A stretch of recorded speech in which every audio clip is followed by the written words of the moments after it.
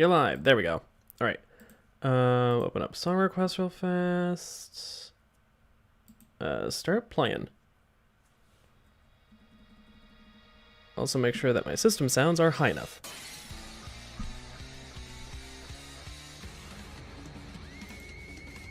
And also that this isn't... it's at 720p. I only want the song request playing in the background to be at like 240. All right. Hey, hi, hello. How are you? I just took that thumbnail and that was taken right here. I will definitely be using all of these things. It's just a matter of like... Or, well, I probably will be using the majority of these things. I think I might actually wind up just breaking all of the, you know, the leaves.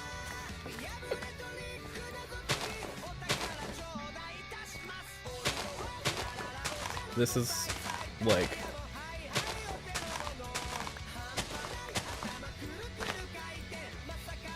not even, this was barely even a dozen. So yeah, it's fine.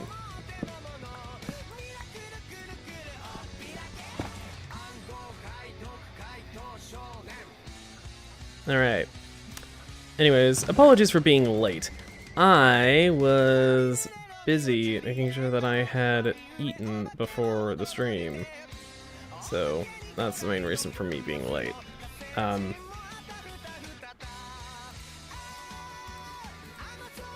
It just kind of happens, you know? Guaranteeing that you have food. How revolutionary. Anyways. What? I don't have very much polished andesite.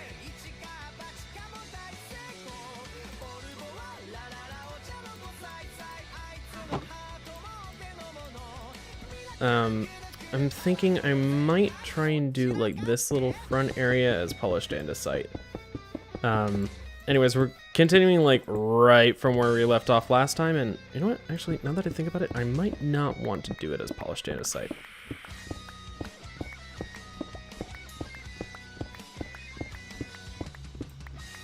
I'll find some use for this.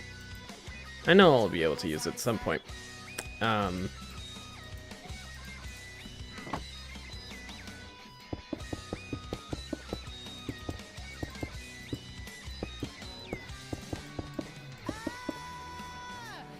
Yeah, this matches the inside then. Alright. Anyways, I still kind of need to figure out like the exterior physical design.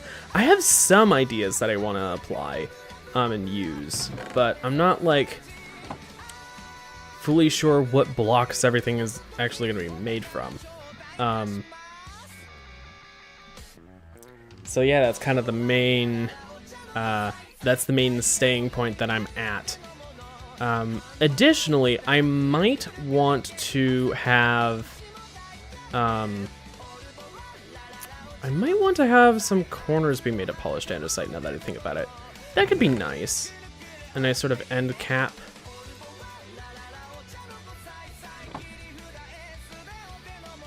Alright. Anyways, how is anyone who arrives, who eventually arrives, doing?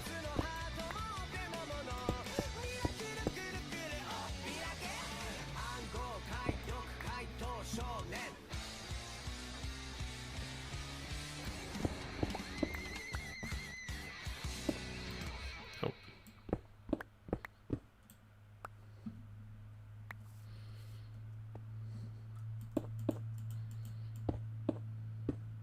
There we go.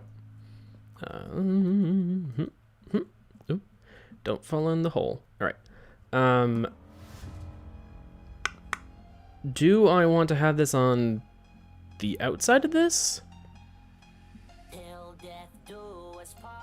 Maybe. But we're already past that phase. This is a brand new start, and I think I deserve some praise for the way that I am. Might have an overdose and ended up comatose. I don't give a damn. I've let my emotions I've gone silent because now I'm just focusing on doing something really fast. You're playing with now till the end of the night. Surrounded by fire, the passion ignites. A hit and not heaven and hell are hell of a high. I'm addicted to the madness. This hotel is my Atlantis. We're forever gonna have a fucking reason to sin. Let me leave my soul to burn and I'll be breathing it in. I'm addicted to the feeling, getting higher than the ceiling, and we're never gonna want this fucking feeling. That might work. We'll see where I am with it in a bit. Now, what I have to do is kind of figure out, like, facade pieces, so to speak. This is quite a square building, but, like, when you have something so, I guess, basic in shape, usually what you try and do is extend the sides or, make the exterior itself very, it has to have depth.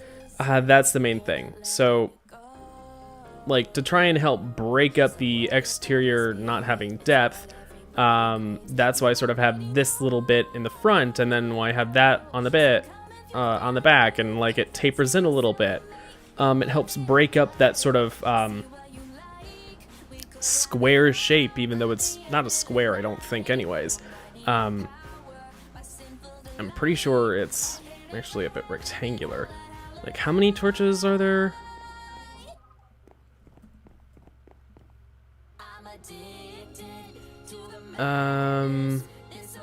Mother has arrived. Oh, hi. Actually, I'm fairly certain that this is not a square. 1, 2, 3, 1, 2, 3, 1, 2, 3, 1, 2, 3. It's almost a square, but not quite.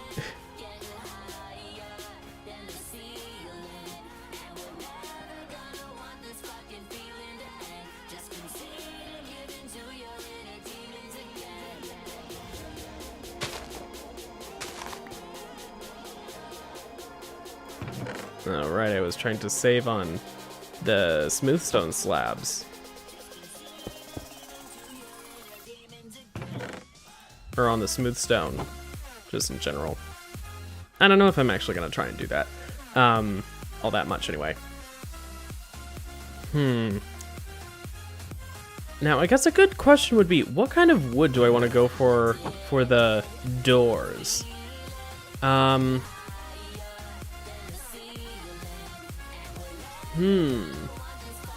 Because that's going to probably try and... I can use that to try and, like, vaguely inform the style that I'm going for. Now,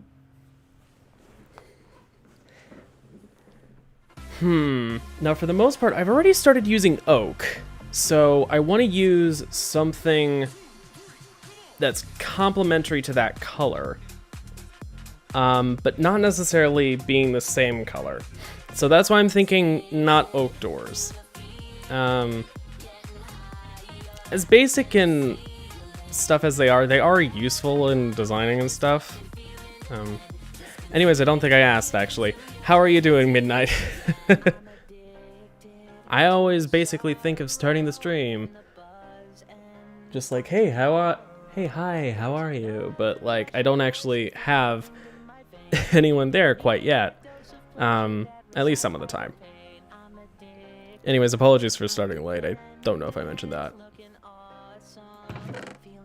It's a midnight anyway.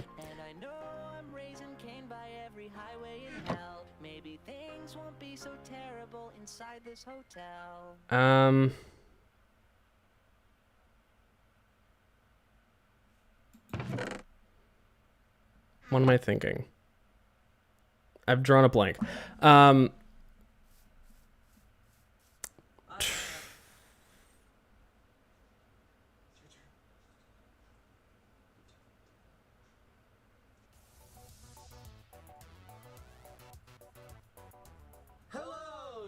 back to What's the safe word? I'm Am, And I'm Bolt. and today we're going to talk about puppies.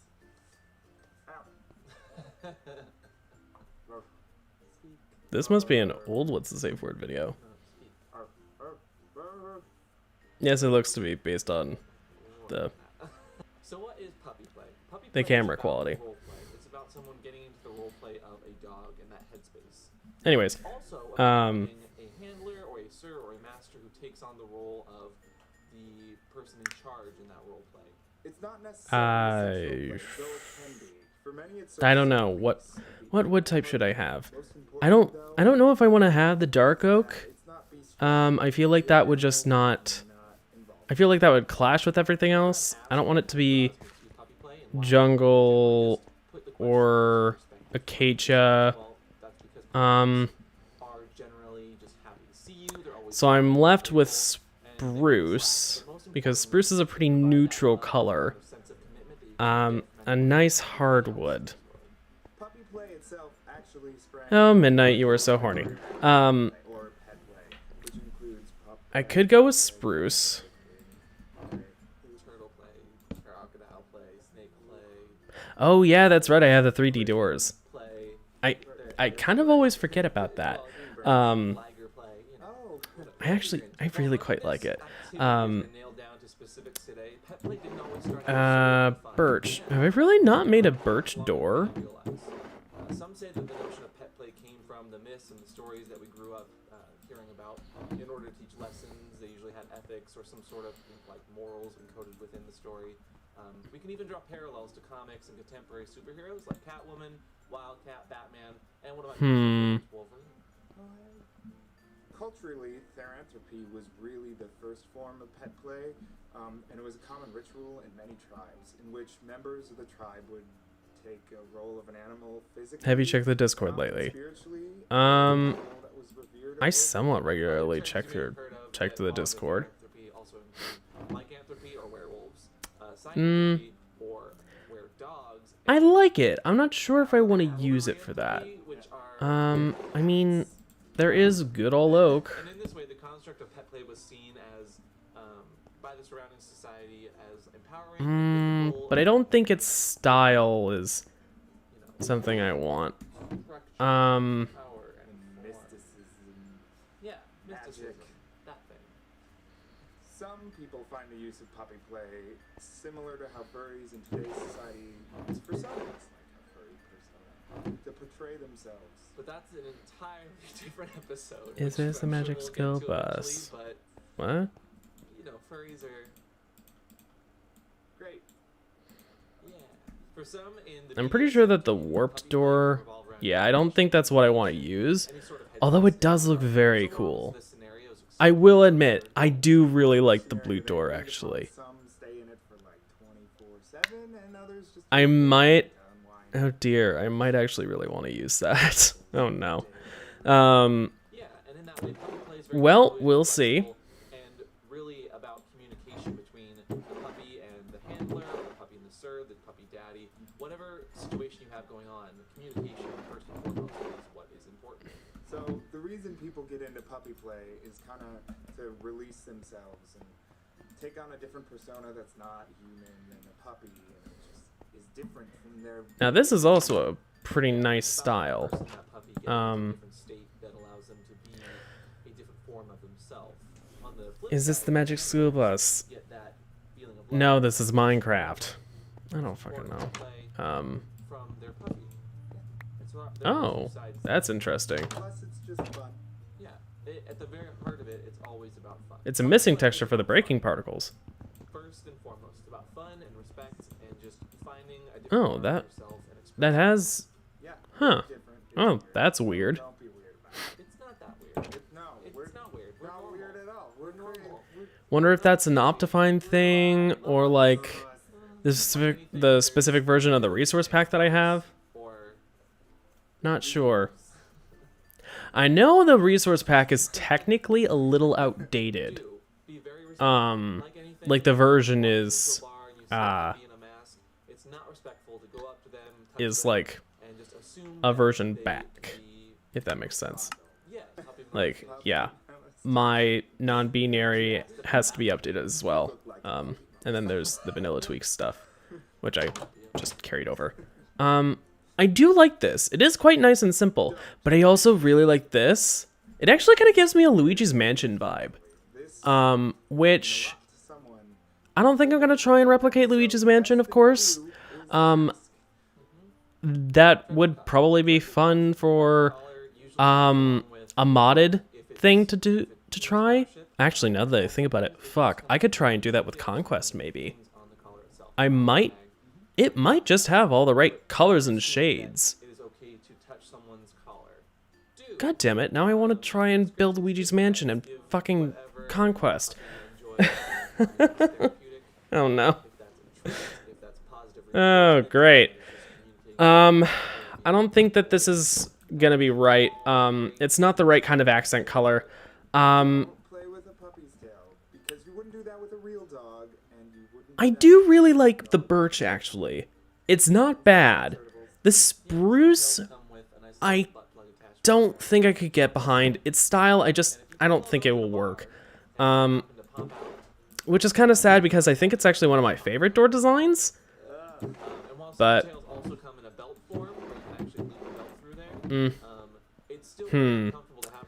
all right, so birch door or warped door, which is it gonna be? I think maybe I just am gonna go for the warped, because like, as neat and wonderful as the birch is, I think the warped just adds more character. That also gives me an excuse to be able to use warped in the roof. Which, by the way, now I feel kind of sad because I'm like not the only person thinking of using warp. Well, actually, wait, no.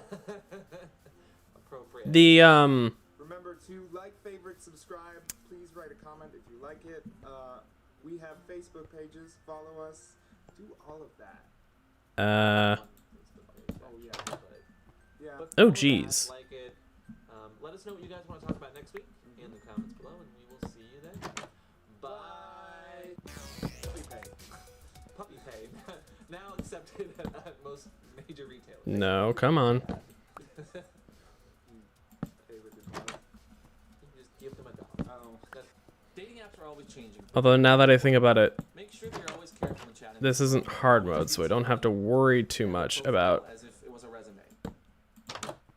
There are basically 5 pieces of recognizable recurring imagery from ancient Egypt. The pyramids, the Sphinx, the Pharaoh's death mask, the Ankh, and the Eye of Ra. Only one of those feels like it really needs further explanation. That's actually The so Sphinx is weird. huge and rad, the death mask is glamorous, and we've found like 1,000,000 of them, and the Ankh is a symbol of life and death that shows up near basically every god and pharaoh ever. But why is the Eye of Ra such a big deal? The sun disk of Ra shows up pretty frequently, and that makes sense because he's a sun god, but why his eye specifically?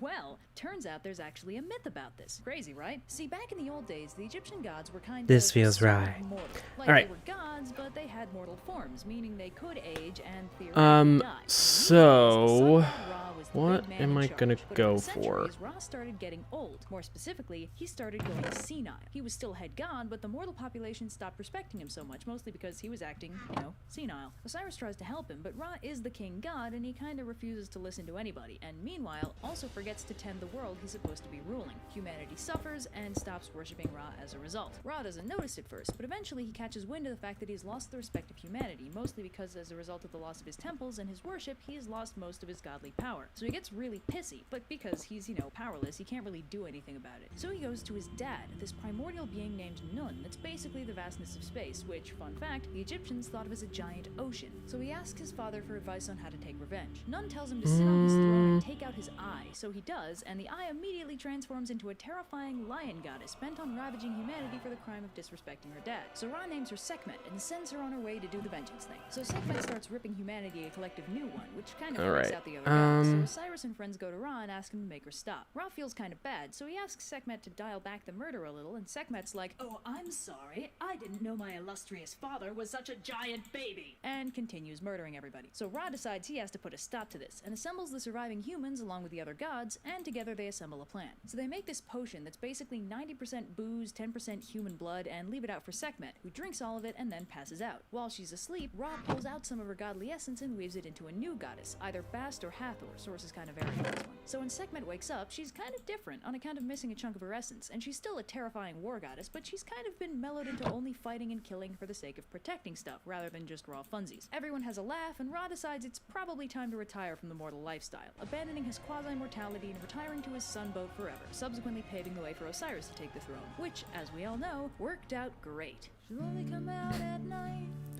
The hungry type. Nothing is new. I've seen her here before. I'm just wondering, what actually would I wind up using the andesite for? I don't know. Oh, here she comes. Watch out, boys, she'll chew you up. Oh, here she comes. You know, now that I realize it, I actually, I kind of want deep slate. Watch out, boys, she'll chew you I feel like it's kind of sad that I don't have any deep slate. I haven't gone and found any. I haven't dug deep enough in the world to be able to get any. Mostly known for being an Egyptian goddess of magic and wisdom, known primarily for resurrecting Osiris and defending Ra during his nightly journey by summoning a giant cobra to wrestle Apophis. Now, it's easy to overlook in the crazy, colorful menagerie that is the Egyptian pantheon overall, but Isis is actually ridiculously powerful, even by god standards. She's worshipped in at least 7 capacities, one of them ascribing her Is there over the an infinite way to get deep slate, actually? Now that I think about it, is there infinite deep slate generation? Okay, deep slate, Minecraft. Alright, function similar to stone. Obtaining?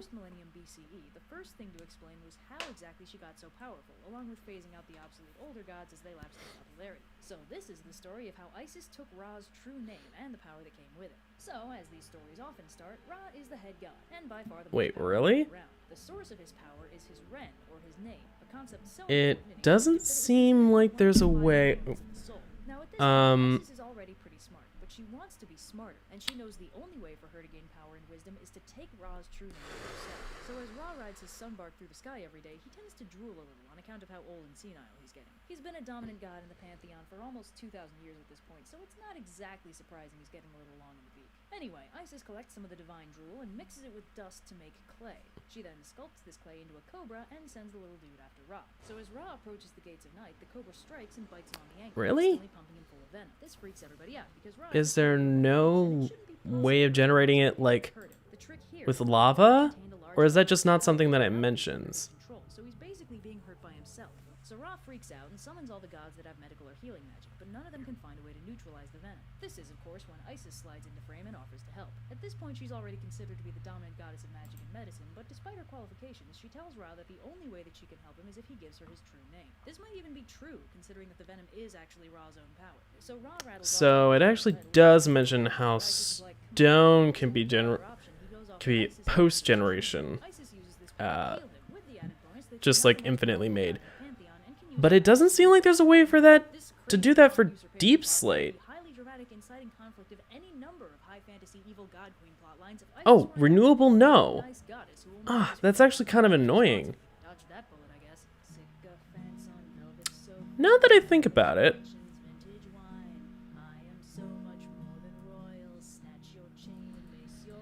Carpet. Haha! There is a setting for renewable deep slate. There's also a setting for renewable blackstone. Renewable deep slate. True. Okay, hold on. I now need to go and quick look into carpet mod.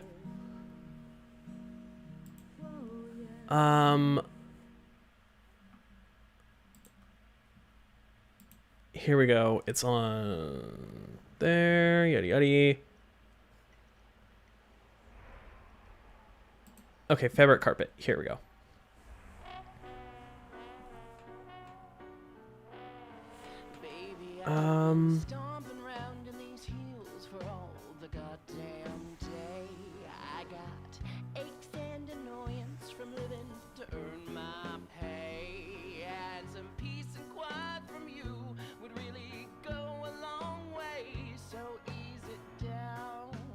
Currently available settings. You see, I'm tired, I'm spent, I'm Oh. really feeling my age. Control F. Hard when you're living half on the stage, and I barely have the energy to sing you this song. So let's get some cartoons Oh, and vodka they don't have renewable all night deep slate on that list. Are you ready for How? How do you renewable deep slate? Is that not something that's available on here? Was that actually like a removed feature at this point? You can call me juvenile, but I'm picky on how I spend my time. Don't you know it takes 2 crates of makeup I don't work these nails to the bone to hear you squabble and whine. So help me out. You better believe that I'm hot, I'm wet, and it's really not fair. I'm gonna set that to default. I gotta figure out how this works now. Now, I'm wondering. So let's get some cartoons and vodka and put 'em on for a while. Now give me some of that smile. Drink 'em down. Down, drink 'em down. Oh, drink 'em down, drink 'em down, drink 'em down. Oh.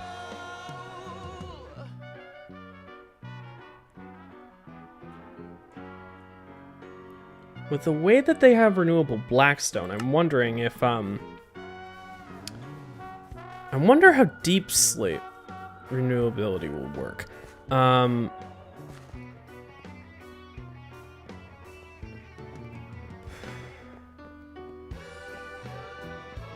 Are you ready for some fun?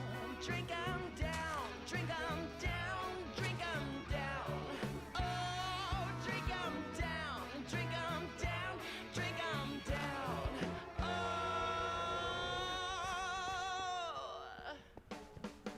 Let's drink 'em down, let's drink 'em down, let's drink 'em down, drink 'em down, down, down. Oh. Okay, so the way that this is currently set up is so that it makes stone.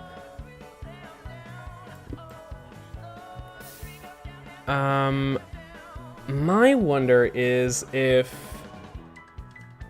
there like a specific thing so that it would, instead of generating,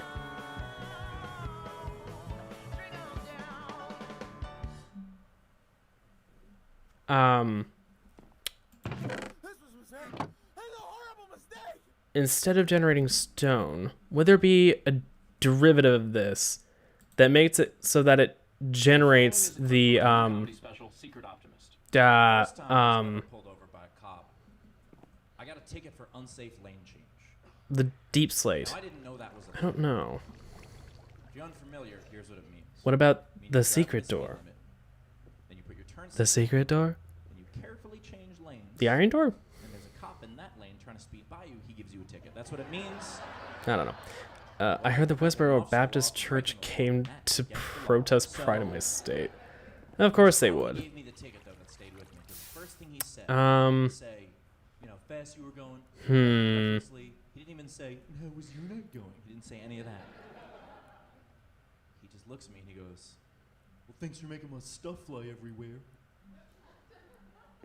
Thanks for making my stuff. I'm sorry, Officer Unorganized, but what stuff did you have to fly were you playing Jenga in your passenger seat? What happened before I got here? How do you drive? Did all the books come off your bookshelf? How do you drive? Maybe he keeps a handgun on the dashboard. He just keeps his handgun on the dash, he slams the brakes, handgun flies through the windshield, accidentally shoots a black man. No one will believe this! Like, Right. is that how it went down? So that's how it generates cobblestone, as I know. opposed to I was deep offended slate. too. And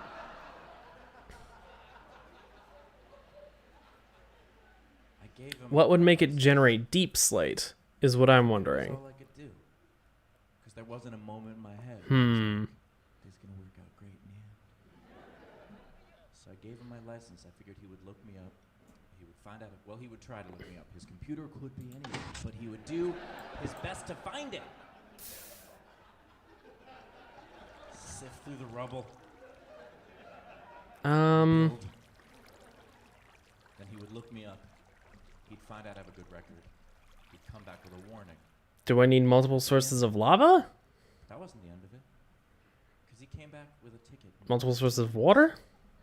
Under 2 minutes. You ever been pulled by a cop? It takes them longer than 15 minutes just to walk to the car, doesn't it? Because they're messing with your head. They're trying to ice the kicker. That's what they're doing. They're trying to make sure you're so frazzled by the time they finally get to the car, you're like, cocaine's in the glove box. Like, that's what they want.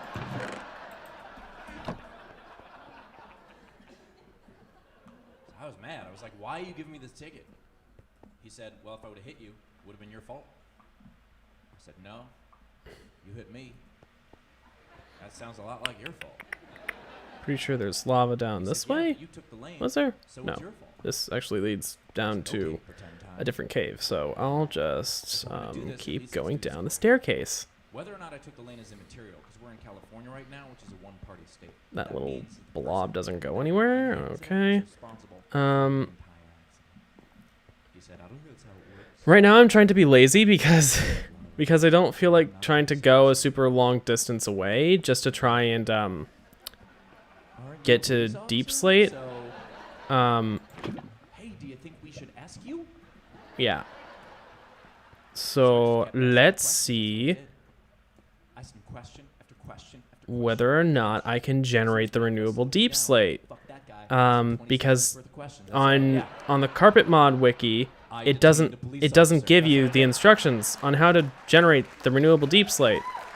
Like, why? What? This How? happened in Laverne, Huh? California.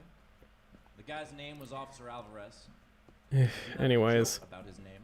I just think that you should know it because he's a criminal. So, Officer Alvarez from the Laverne Police Department. Fucking This is the hell. Third time. Officer Alvarez from the Laverne Police Department. I'm gonna tell that joke every day this year. That's right. Yeah. Yeah.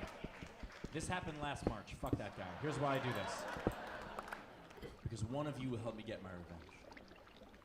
I don't know who it'll be. Could be someone watching this tonight. You'll be driving through Laverne. It'll be months from now.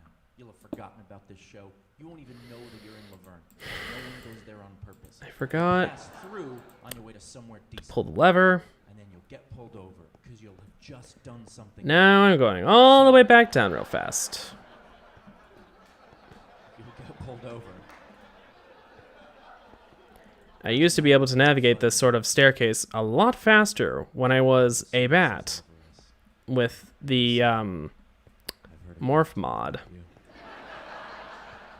Those were the days. I hope you enjoyed that. If you did, you can watch Secret Optimist for free right here on my YouTube channel. And if you want to kick in a little something as a thank you, go to patreon.com/SteveHofstetter or check out a live show. My calendar is at stevehofstetter.com. All the way back in fucking 1.7. Jeez. Although, to be fair, Morph did exist well before then. It's just that the days that I'm remembering of me navigating quick and easily up and down staircases was 1.7.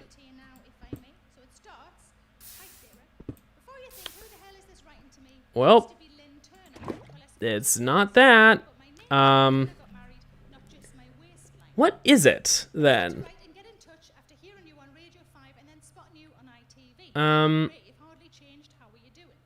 Could it be ice?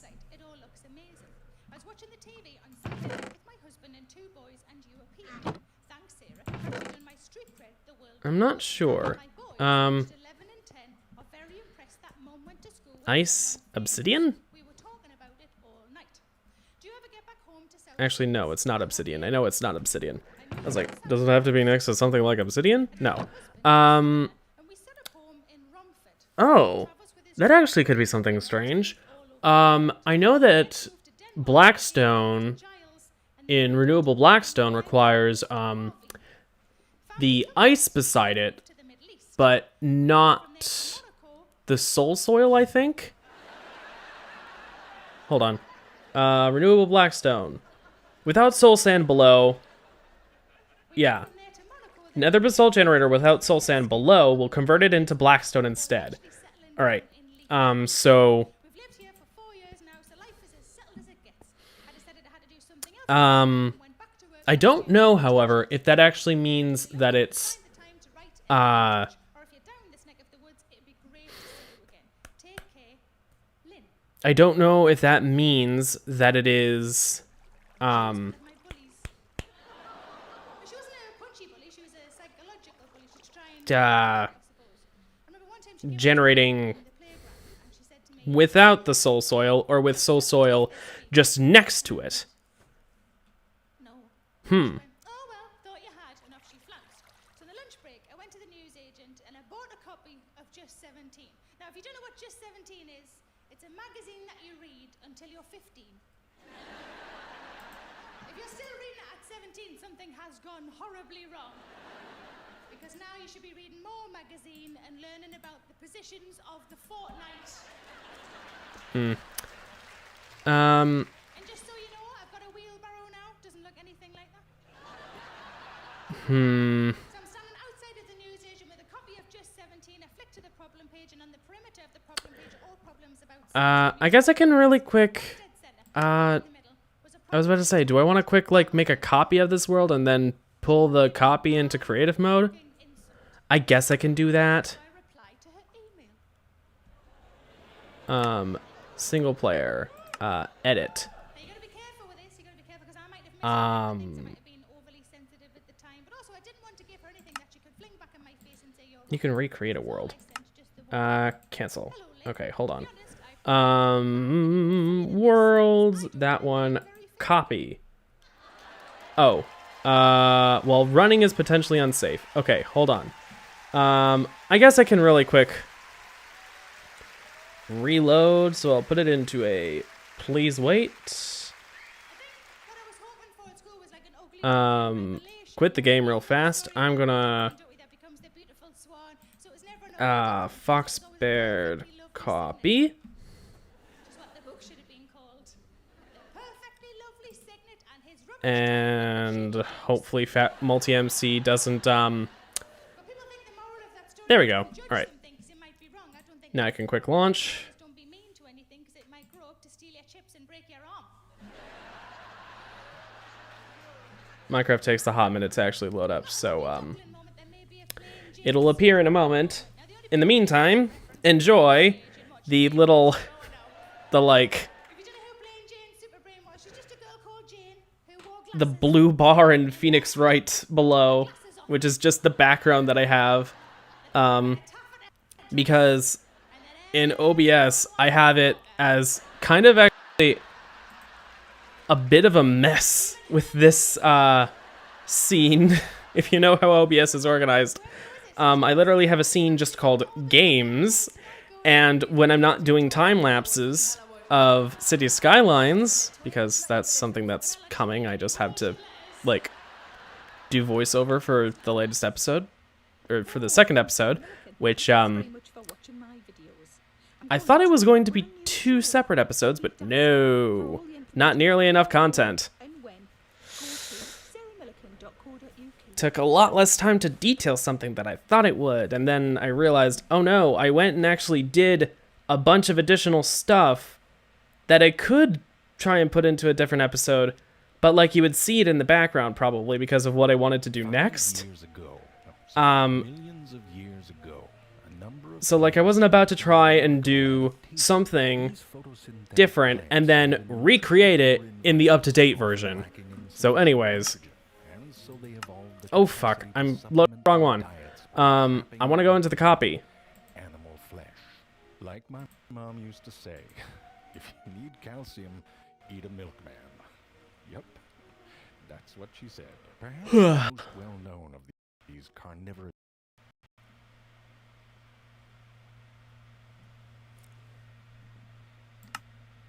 plants is the Venus flytrap. Its leaves Oh are hey, divided characters into welcome. 2 lobes hinged along a midrib. Small That reminds me of a really fun sensitive to song request. hairs are bent. Characters welcome. Open. Reverse An electric mermaid which then changes things cells in part the of your allowing the lobes which are world. held under tension to snap shut. It is truly as if we are watching the subtle gears tick of nature's exquisite clock. Why did you bleep that? I said clock. You're making it sound like I'm saying cock. Oh, okay. The leaves shut in phases. At first, the closure is fast, but only part of the way. Trapping larger All right, prey, but so this is the allowing copy. smaller, less nutritious I.e., I can go species. into game mode creative, and it doesn't matter. All right, As if that the means fly doesn't have right now, enough to worry about. If the right-size insect is I captured, guess test then the out cilia that line the top of the leaves laced together ice. eventually I do form believe you a need tight blue seal ice. so that the plant's digestive So juices let's won't see, leak is out, it like and bacteria can't get in. Over the next 5 to 12 days, not that? the insect Reminds will me. very unlucky frog is Carpet, digested, after which the fly trap will open. renewable deep If this state, seems grotesque to true. you, imagine what a salad looks like. Change to a plant. permanently. Think of this Okay, as yeah. revenge for your mixed greens of horror. If the fly trap is like getting your arms chopped off by the sneeze screen at a Chili's salad bar, the Drosera is death by That's lollipop not target. it. The Drosera is also called the sun deer. Its tiny tentacle hairs glisten as though tipped with a drop of dew. It is in fact not dew, but rather mucilage secreted by the sun deer's mucilage glands. No, this mucilage is not like that peanut buttery lung cookie you throated up on the subway. This mucilage is a thick, sticky, glue-like substance that both ensnares and digests its prey. The tentacles respond to the slightest pinch, causing other tentacles to slowly bend towards the prey and downwards. The more the animal Soul struggles, soil? the more they are entangled in this external stomach. Except if you are this spider. This spider does not give a f***. Some of the largest carnivorous plants employ a different, more passive strategy. Nepenthes, or pitcher plants, have modified Just gonna leaves double that check act as how pitfall blue traps. ice and Sugary this nectar is work. secreted near the pitcher's peristome or rim, drawing insects towards a slippery inner wall, which causes prey to fall into and eventually drown in the digestive juices below. All right, that makes What angle is this basalt. for a shot? The inventor of the Kickstarter toilet cam finally got a break. yeah, totally. It's for nature videos. Just be #blessed that you don't have to worry. Did you about see the stuff I falling into posted a to spider. Discord? Not yet. In Borneo, 3 species of Nepenthes engage in a mutualistic interaction. That makes with the basalt. mother Oh, I didn't shrew. set it to These make plants renewable produce toilet blackstone. pitchers, which is already 2 words that should not be that close together. They exude a nectar in a way that is only readily accessible when the shrew places its Sure, mouth change it toward the permanently. pitcher's orifice. It's like a form of Haha! So next to ice, it makes blackstone. All right. take in. Next to just soul soil, it doesn't actually do anything. Two organisms of different Okay. species exist in a relationship in which each individual benefits from the activity of the other. The shrew benefits from eating the exuded nectar, while the pitcher plant benefits because someone shits in its mouth. Win-win! The feces of the shrew is, in fact, a simple and efficient way for the plant to receive nutrients. And it is a perfect example of one of nature's most fundamental rules. If there is a hole, something will crawl up in there and poop in it. You can try this, by the way. Lie down and put some honey on your nose. And open your mouth.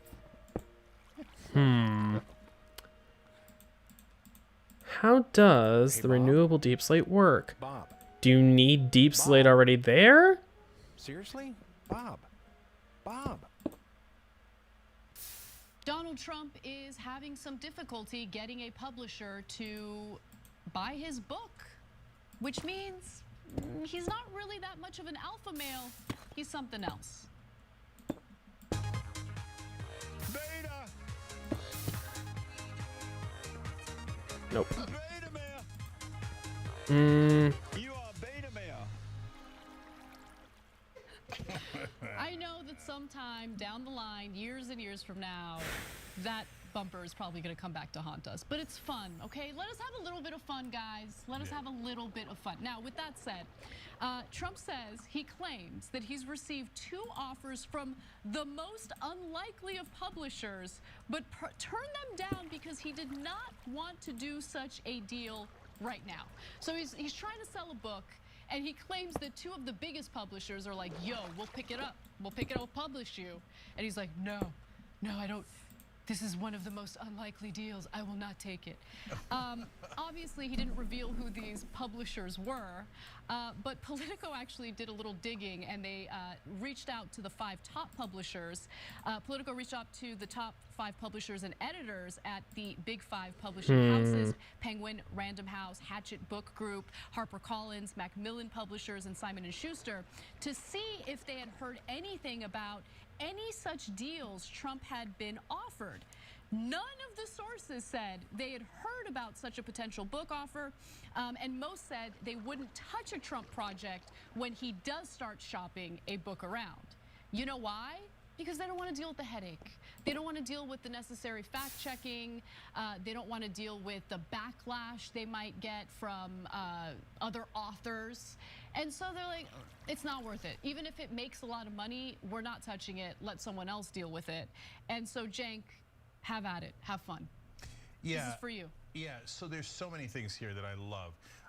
There's one other thing that I didn't expect, although it's very fitting with Donald Trump. So the parts that I knew are, you can't fact check a Donald Trump book. Everything in there is going to be a lie. So if you then tell him to fix all the lies, he's never going to do it, and you're going to be in endless squabbles, right? But if you print the stuff that's a lie, well, then you're gonna have a massive brand issue, right? So now you're a publisher who's willing to Nope, print it's just stone. lies over and over again. But then there's a couple of things I didn't expect. One is they say the other authors attached to the publishing houses will leave. They're like, if you're gonna print trash like that, it ruins my credibility to be with you guys. And so that costs them more money. Because don't get me wrong, the Trump book will make tons of money. Every Trump, fan out there, which there's tons of them, will be like, oh my God, I can't wait to see what the Orange Man's gonna say. I'll do everything he says. I don't know. But despite that amount, What am I supposed to do for the renewable deep slate? Getting into a nightmare squabble with him over fact checking, and then there's a staff uprising that will almost certainly happen, and we're going to lose half your staff because they're like, you're printing this guy's stuff, and he calls for violence so often, etc. So those are the serious parts as to why they're not doing the deals. Now, let's go back to fun. If you noticed, he said with the quote that Anna read is most unlikely of publishers. Some were joking around saying, well, maybe he got an offer from Zimbabwe. That would be unlikely, right? That was actually a publisher who joked around about that. Yep. But then Trump went on to say, no, it's, quote, 2 of the biggest and most prestigious publishing houses have made very substantial offers, which I have rejected. There's a 0% chance of that. Okay, not because that they wouldn't make the offers, although they wouldn't, but because he wouldn't reject it. He went on to say, I love this part, but that doesn't mean I won't accept them sometime in the future. You loser! You loser! He's like, I don't want it, but I do. I really do. Please make an offer. He went on to say, as I've started writing the book, if my book will be the biggest of them all, and with 39 books written or being written about me, does anybody really believe that they're above making a lot of money? Some of the biggest sleazebags on earth run these companies. Not really the best way to get a deal by calling them the biggest sleazebags. Oh, the art of the deal. The art of the deal. And then he said, last thing, he says, no morals, no nothing, just the bottom line. And they sure wouldn't admit it before the fact, but after the fact, they'll stand by and say, let's go. Okay. There's not a help thing. If you just said that, then they're not going to sign a deal with you and say, let's go, because you just The called current them available sleazebags. settings don't include And it. number 2, What? projection. You're a sleazebag that'll do anything for money, so you assume others will. Well, they just proved to you that they won't. Thanks for watching the Young Nope. Turks. Really appreciate Doesn't it. have it on there. Show support Oh, is through great. YouTube memberships. You get to interact with us more. There's live chat emojis, badges. You've got emojis of me, Anna, John, JR. So those are super fun. But you also get playback of our exclusive Carpet made out of fabric. Yeah, I just had the plain carpet right after mod. they air. So all of Carpet that, mod. all you gotta do is click that I don't join have button any right other. underneath the video. Thank you. These are just the mods that I have currently installed. May I have your attention,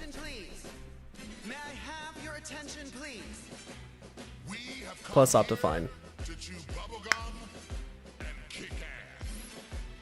And we're all out of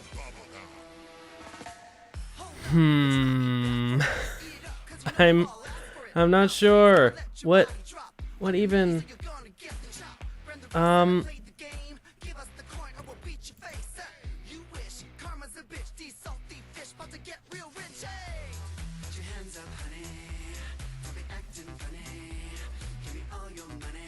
renewable ice, lava, sand, wither skeletons? Really?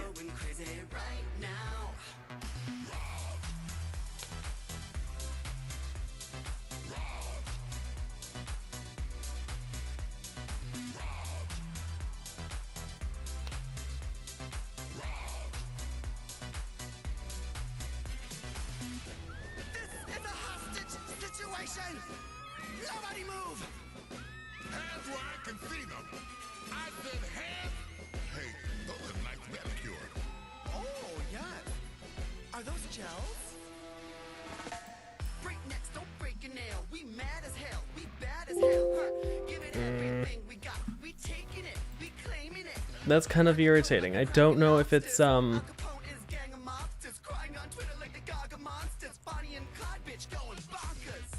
Control F.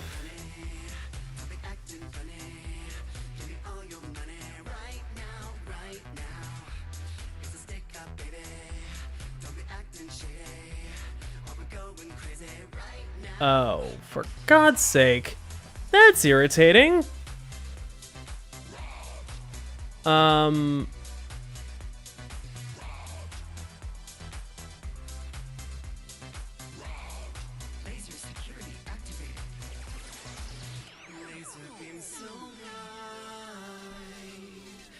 The newest mention of the renewable deep slate, since this was made, it only works on custom overworld since it only happens below y=0. That's irritating.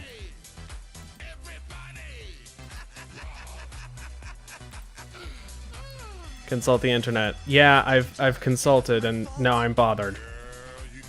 Don't say it. Well, we got what we came for, honey. Now let's get the hell out of here.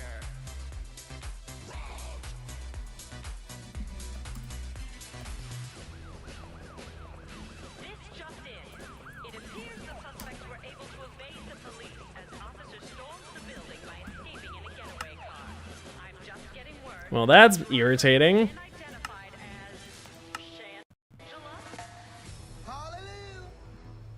Hallelujah.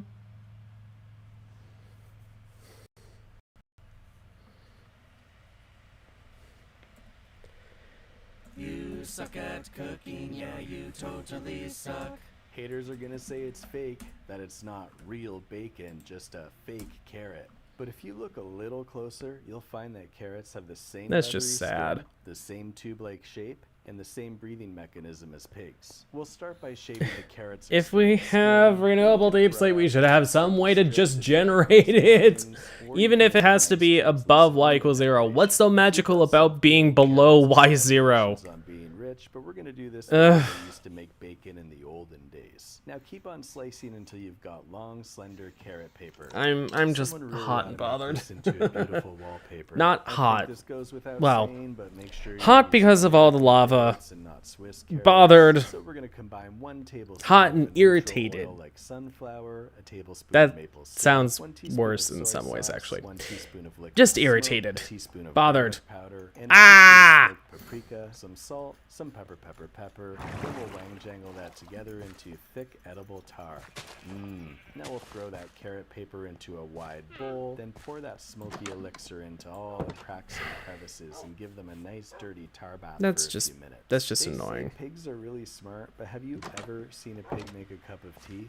Neither have I. Now we'll lay our soggy carrot paper on a wire rack so they don't pool in their own grease, because we're making Well, real I guess crispy if I wanted bacon. to have deep slate, Don't forget to thoroughly I wash could the go out and carrot try and grease find off your it. hands so you don't get carrot bacteria all over your house. undos on 3 fundo. Or- and cookies in ooh. for around 10 minutes. Actually, You hear that? It's sizzling.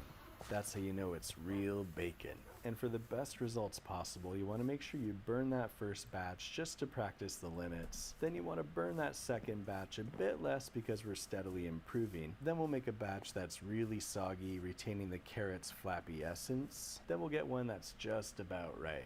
You have to borderline char it to get it crispy, or maybe Alright, like Vanilla onions, Tweaks, come help soil me. on some paper towel, or probably use an air fryer. And if that doesn't work, just add Vanilla some crisping gel. Okay, but can you honestly tell Tweaks. the difference between this piece of carrot bacon, Datapacks. and this piece of pig bacon? Survival. There you have it. Real authentic 100% actual bacon that totally exists. You know what they say? If it looks like bacon, and it sounds like Items? bacon, No. and it tastes like a smoky carrot, then it's Wait, definitely armored elytra. Drop elytra in a chest plate above an anvil to merge them into one item.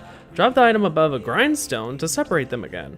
Enchantments are kept safely between merging and separating. Burning netherite and armored elytra will keep the chest plate, but burn off the elytra. That's actually really cool that you can put that through a data pack. Whoa. Okay. Utilities. Those are utilities. I guess it's not that. Experimental?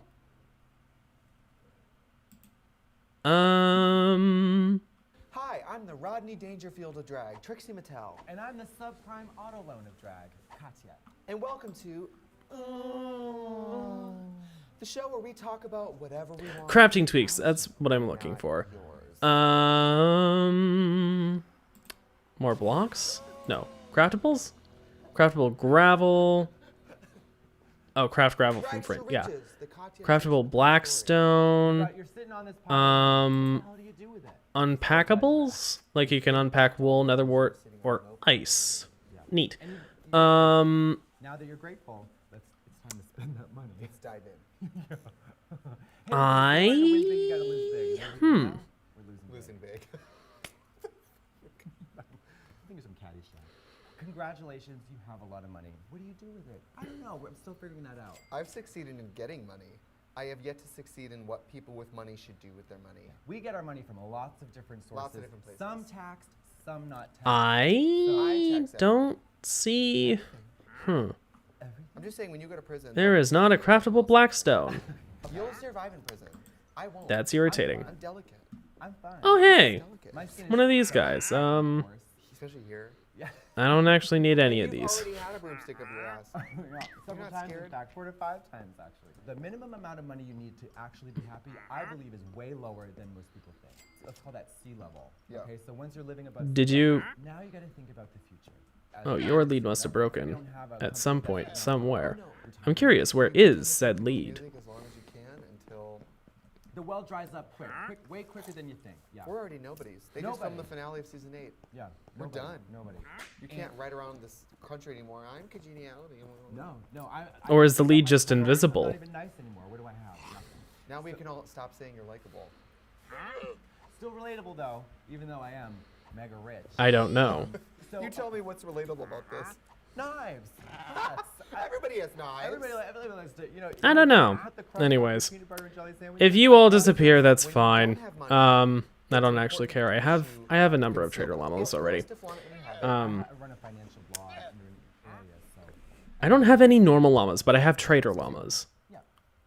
Huh. Anyways, Sue's the flues. It's important to save. It's important to be. what was I thinking? Habits. Think of every rich person you know. Right. Now, what would I have for the deep slate recipe? People with money don't spend it. That's why they have it. Don't spend it. They have Sandstone and cobblestone? cheap Scrooge McDuck kind of habits where they all those little I guess. all those little like frivolous Or, purchases that with the way that deep slate works, on the other hand, I believe in floating doing sandstone and cobblestone would give it like that smooth sandstone top, but like the cobblestone will kind of cobble it. Where is that? Is that in Boston? Is that the LA River? That's just Peace Stream that goes off through of LA? it breaks off of the Hudson. I don't have very much sandstone at all anyway, now that I think about it. But there is a desert where I could get a lot of it. Will never truly Said desert also is also totally above where I don't have any Tip less than 20%. Even generation right now, I because the think. struggle is so real. Maybe. I forget. No, it's fine. And that's all that money really is at the end of the day. It's And the only reason money helps me sleep at night is because instead of a bed, Alright, do I desperately want deep slate, or do I want to try and just craft it? I put rolls of weird coins between my knees. I like to put the coins in my pussy.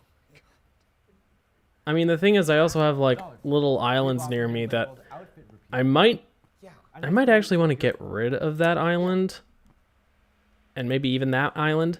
So, like, I could get all the sand and sandstone through that, too. That is the only thing I've done since I've gotten Yep, any alright. money in my life. Data pack time.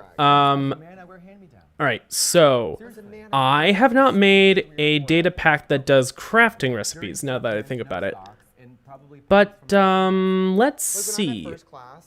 Okay, temporarily, I'm going to save and quit to title. I need to open up Notepad++. That's what I want. And,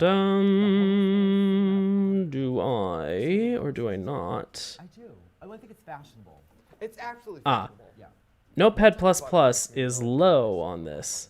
In Montreal, I bought $350 black and blue. This is the kind of thing that you actually want to have up on In top. 97?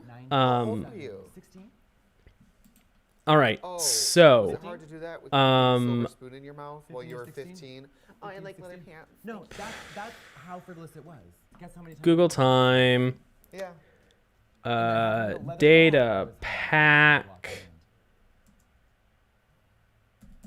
Data pack maker? Things we regret. It's important to identify if you are going to be somebody who splurges, what you splurge on. For me, when I take my friends out to dinner or drinks, they aren't paying for a single thing. I love giving gifts to the people. That's like makes me happy. And that's investing in your future in the sense that these people will come back to you in order to get more stuff. And listen, money may not be able to buy you love, but it can buy you friends. That's for predicate. Item modifier? I remember like pre-drag racers like, oh, I'm going somewhere and the hotel needs to have a hold on the account. Fully can't afford that. If you can't afford the hold on the hotel, you should be outside the hotel turning tricks. Yeah, I've never had my card declined at a restaurant, but if I did, I think I would cry. Yeah, I would cry and then reach in my bag and throw a wad of cash at them and make sure they knew I wasn't for war.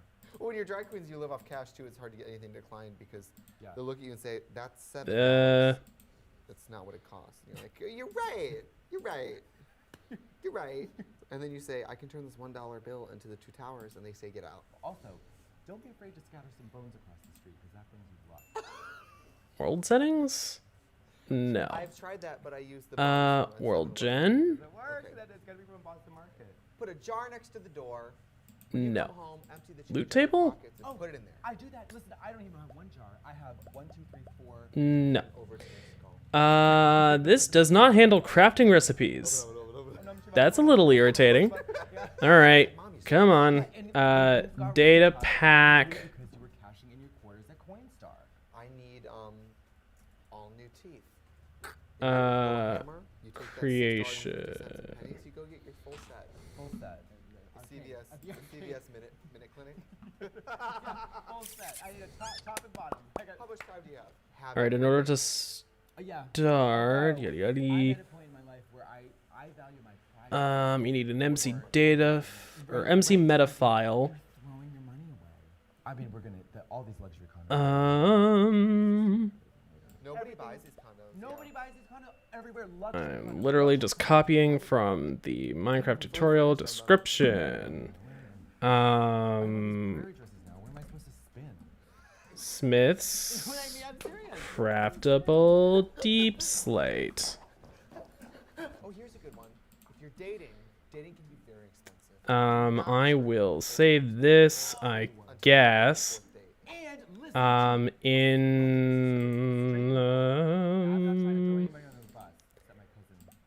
game stuff, Minecraft, 117, new folder, For food? For food? data packs, Grifters.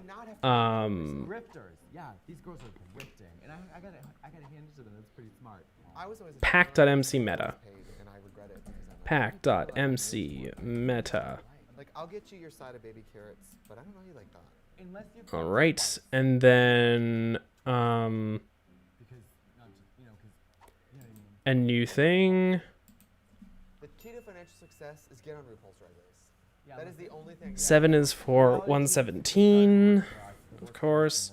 And we're too busy to stay home and spend the money. That is the only way we have anything. Um. When we become irrelevant and we go home and realize we have all this money saved up, we're gonna get so disgusting and wasteful so fast. Go big or go home. Hard to though if you don't have a home. And when you're not that big. Yeah, right. You don't have enough money to get big. God. Blah blah blah. That's for loot table structure, world gen, recipes. Right. You have to create things inside things. Oh, it's a little weird. Okay, hold on. The namespace. Most objects in the game have a namespace ID to prevent potential conflicts. If two data packs, two new minigame mechanisms, and both have a function named start, without namespaces, these would clash. So they have different namespaces.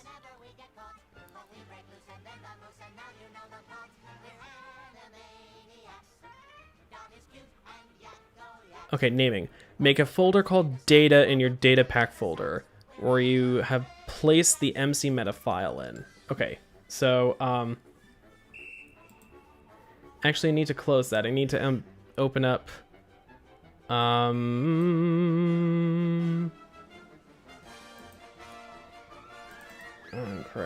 117 data packs. I'll make a new folder and call it Deep Slate Deep Craft.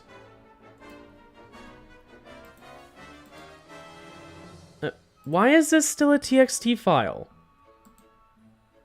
Okay, I'm gonna move it and then I will rename it so that it stops being a TXT file because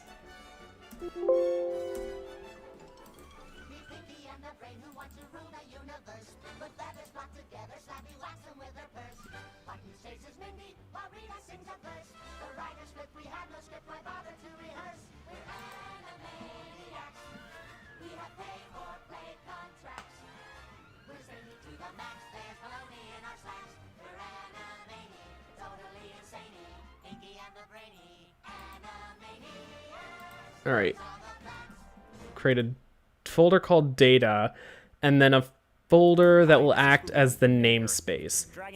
Entries and data packs have... Which would be pretty cool. They need to conform to Earth's biological and physical rules. Oh yeah, so we Earth. figured we'd make a fun video about which of these famous fantasy dragons would have the best shot at being more than just fantasy. To rank these dragons, entries and data packs have namespace IDs in the fashion of a namespace path. This is actually kind of conflicting and bothering me. I'm sorry. I'm going to pause the song. Not song. The video. It's a Minute Earth video, actually. Anyways.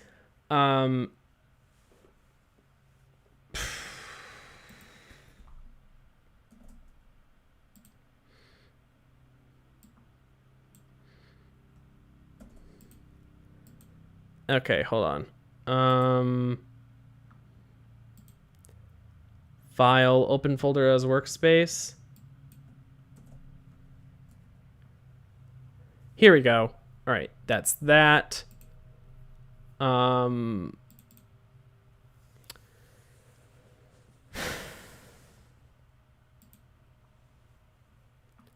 inside of data, I need to add a folder. I'll call it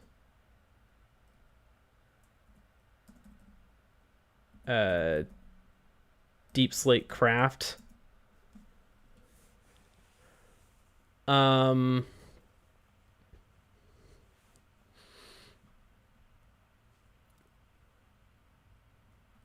Functions. Yes.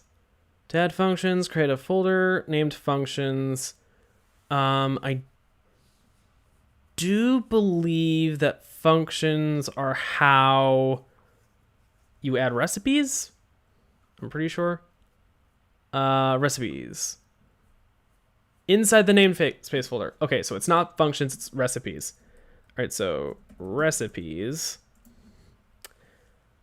Then add a file named whatever your recipe name is, .json. All right. Deep Slate Craft recipes. All right. Then, all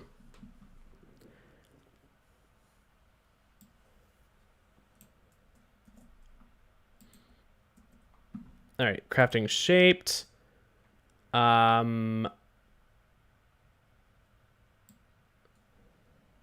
Okay, so what I want to do is that, and it won't have an item 3. Now, do I want it to create 2 or 4 deep slate? Let's say it only creates 2. So it'll create Minecraft deep slate. So the first item will be Minecraft sandstone, and the second item will be Minecraft cobblestone. Deep craft, data, deep slate craft, recipes. This is actually going to be a JSON file.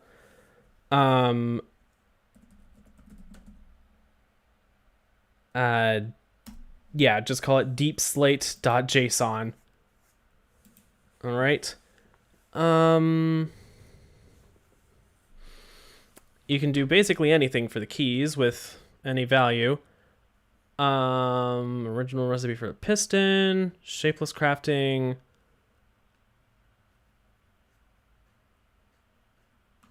It's a recipe without a pattern. This is a 2x2 pattern. It's really basic, but it's still shaped, I guess. Do you only have one recipe per thing?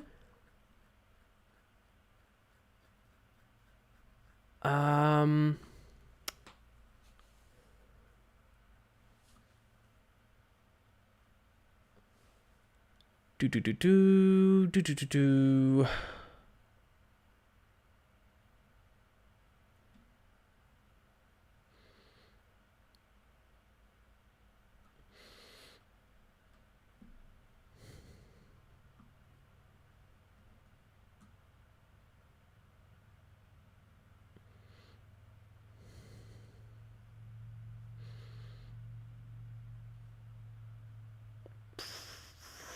I don't see that it requires you to only have one.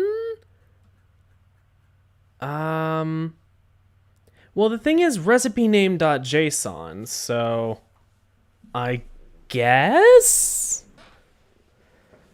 if I want to have it so that I can do it both ways, I'm gonna probably want to have 2 recipe files then.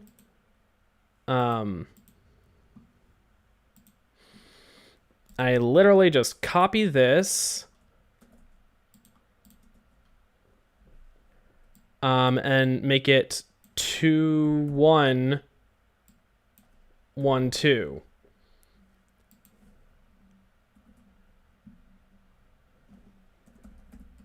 deepslate2.json. That way it goes both ways. It is literally just an ease of life thing. And that should basically be it. Okay, so if I go into the Datapacks,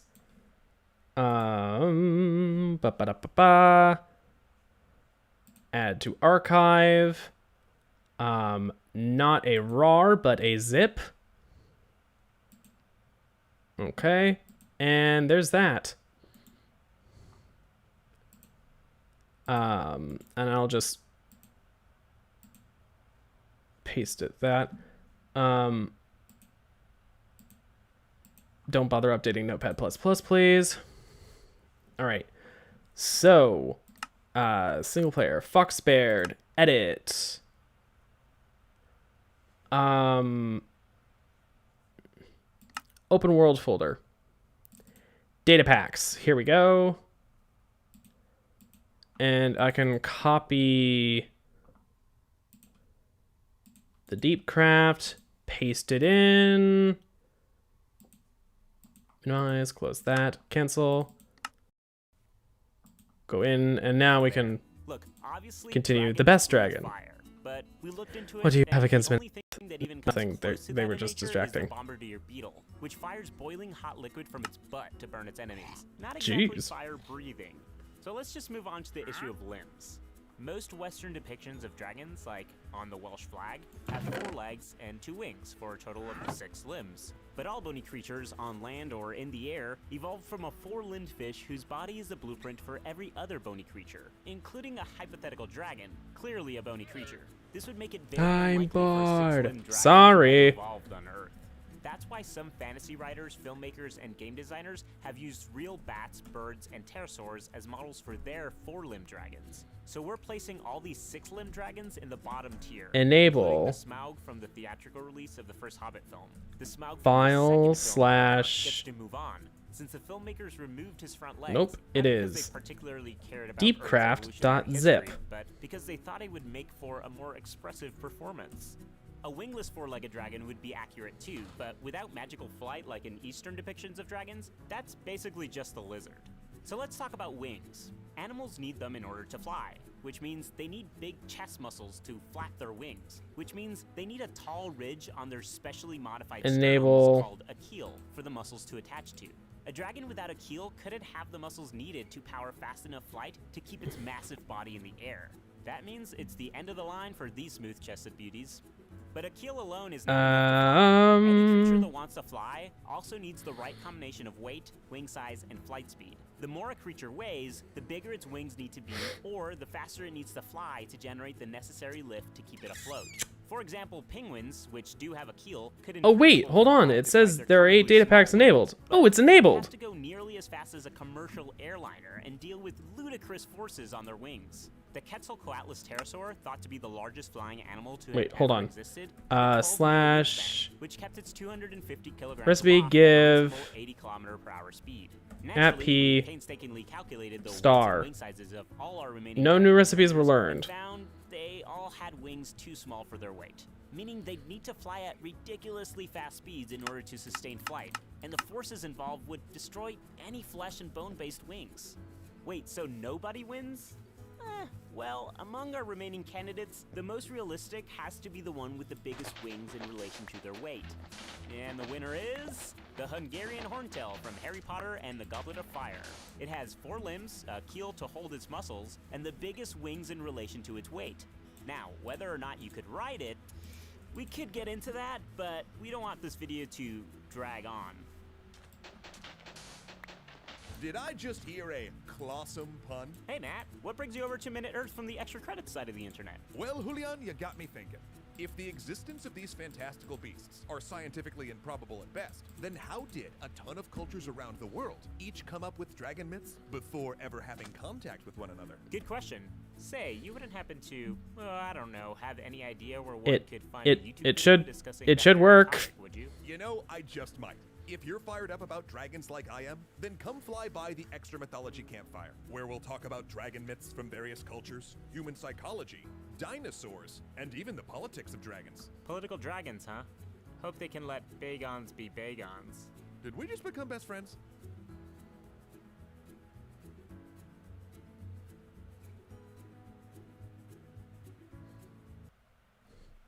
Truly I say unto you, whoever welcomes one of these little ones in my name might be letting in a murderer or a drug. Let's get her to a detention center. You know, so we can figure out what's going on. That's weird.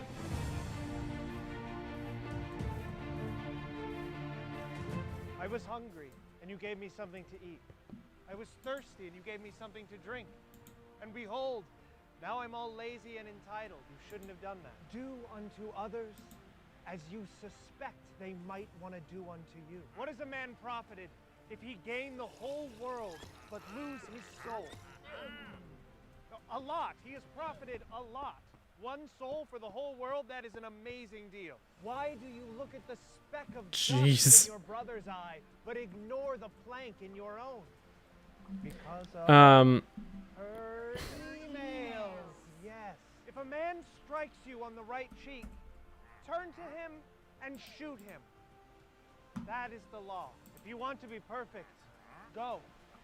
Sell all the possessions that you have and give the money to a solid mutual fund. By this, they will know that you are my disciples. That you say, Merry Christmas! Christ! Christmas! That's my name in there, and I put it in there because I wanted it in there so we could all celebrate Big Boy Jesus' birthday time! What the fuck? Okay? Okay. Rabbi, surely you can heal me. My child, of course I could. But who would pay for it? I don't understand. I don't have any money. Yes, it's a sad story, but it does not make me responsible. It is super duper easy for a rich man to enter the kingdom. The richer the better, really. Maybe get a solid gold house, just to be sure. Love your neighbor as yourself. Unless you are better than your neighbor, then tell them that they're weird, and you do not want to bake them a cake. You have heard it said, thou shalt not commit adultery. But I say to you, any man who looks upon a woman with lust in his heart should go ahead and do what he's gotta do. Lord, your followers grow hungry, and we have only this fish and bread. Oh, sweet.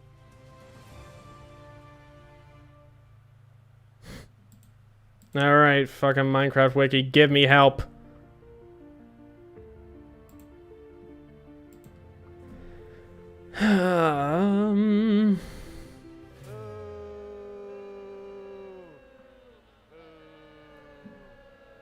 Alright. Recipes folder inside the namespace folder, and the namespace folder is inside of the data folder. Hello, graduate film students. It's a pleasure to be here at NYU. Tish is your guest lecturer for the day. Your professor, Mr. Vinay, and I met while film students. As an independent filmmaker, I'm here to stretch your limits and perception. Data namespace, data type, path.suffix. Okay. That was about the first scientist to testify before Congress about climate change. Then there was Dressed, a searing, artistic drama about sexism behind the scenes of a Broadway musical. And then, famously, there was about a real-life Indiana Jones in post-communist time. All of these films were labors of love about important contemporary issues.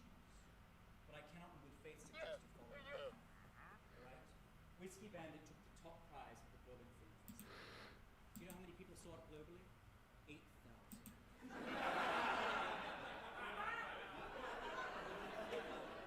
I thought to myself, what am I doing? Who am I reaching? So, my following film, Drenched,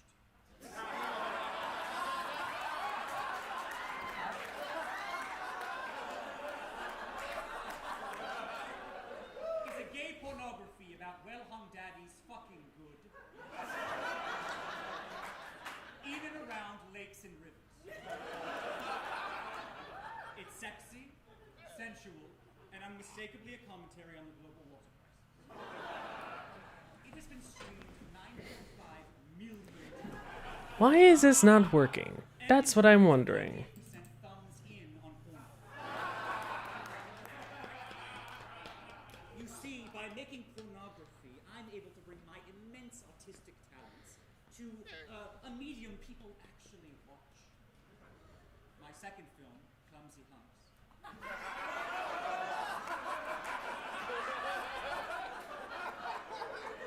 It's about Maybe I just need to...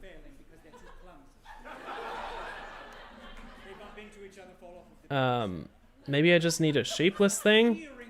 critique toxic masculinity. And whether you know it or not, it's rife with allegory and symbolism. It's like sneaking vegetables into a child's macaroni and cheese. And then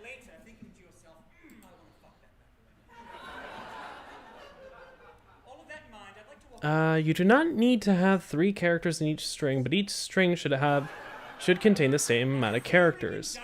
Okay. I have that.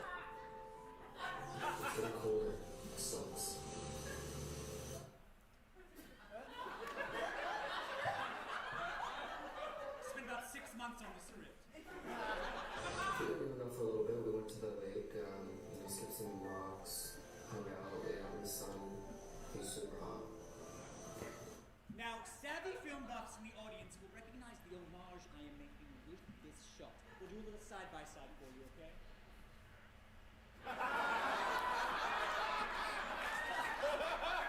A glimpse at the apocalyptic future that awaits if we do not choose the Green New Deal. It's getting more brisk out. The waves are changing. It's a bit sad. But it was nice hanging out at the lake with Max, getting to know him a little bit better. I don't.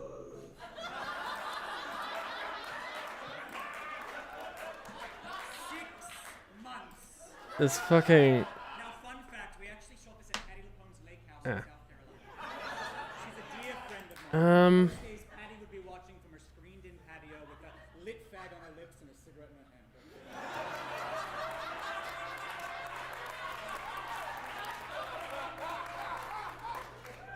Now, my savvy film aficionados will notice the homage. That is the namespace ID. Give it a. Yeah. It is Deep Slate. And I know sandstone and cobblestone are just one word each. It is called sandstone, right? I'm not going insane.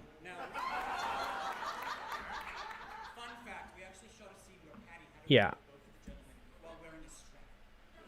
I don't know why I didn't have... Oh, I know why I didn't have advanced tooltips on. It's because of the fact that I moved... Wait. Is that it? Maybe I turned them off at some point. But I prefer having them on anyway. So, like... I didn't spell anything wrong? No, not from the look of it. I guess I can try the shapeless.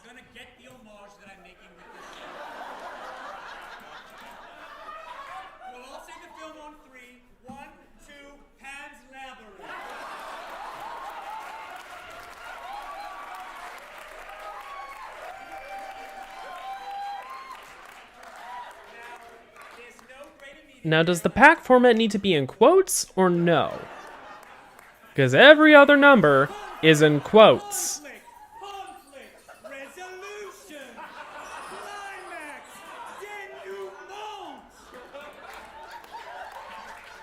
Let's quick see. Find and no.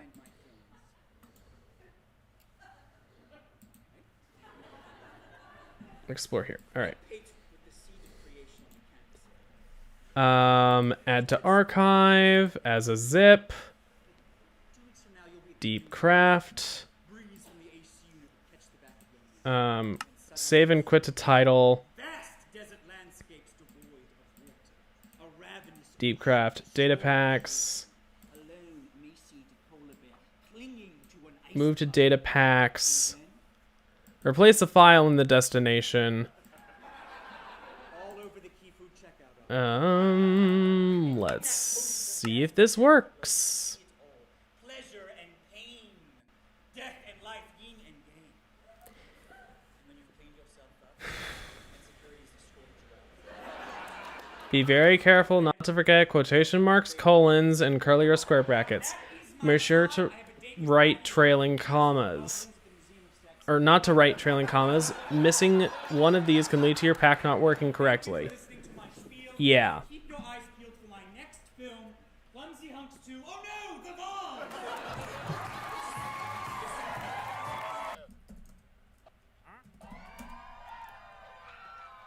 Oh, it disappeared. Alright, fine then. It was right the first time. Which means that it is almost certainly the other thing.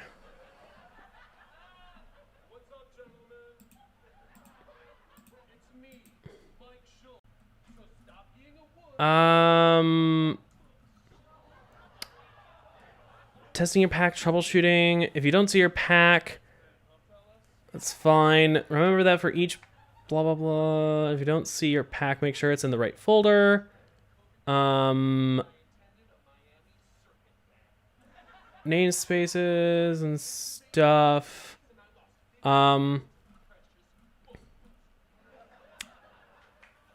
Recipes.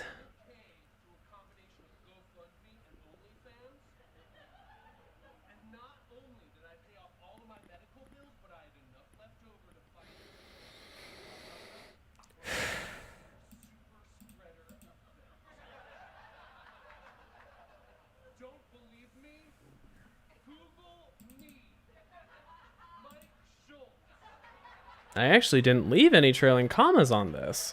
I just realized. Huh. I did that without even fucking thinking. Do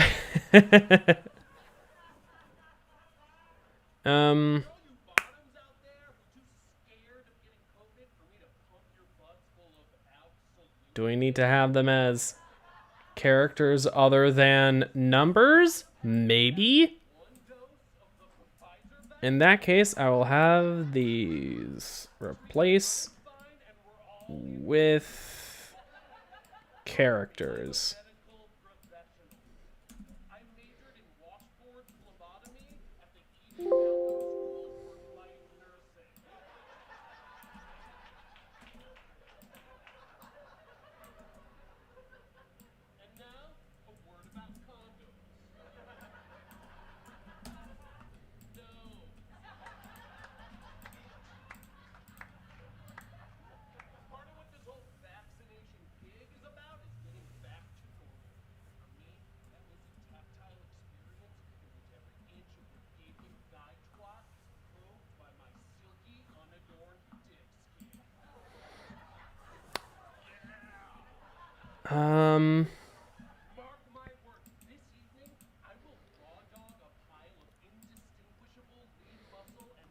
That's that. I don't seem to have any weird curly brackets or anything. I mean, I did literally copy the thing that's on there. So.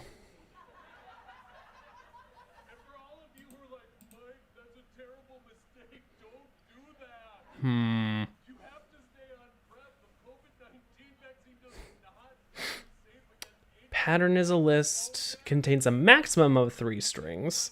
Okay. Each string standing for 1 row in the crafting grid. Okay, yeah. You don't need all 3 strings, nor do you need 3 characters in each string, but each string should contain the same amount of characters, and you can use spaces to indicate empty slots. Yeah, so this pattern should work.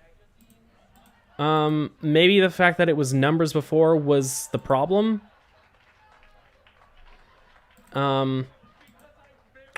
We'll fucking see. Add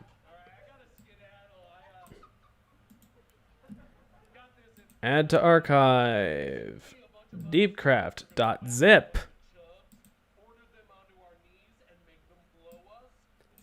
Move that into Datapacks. Replace the file in the destination. Minimize all of that and that. Hide notepad on OS. Let's fucking see. I understand this is probably really boring, but like, this Minecraft looks weird. Hey, Amma. Benobit, how you doing?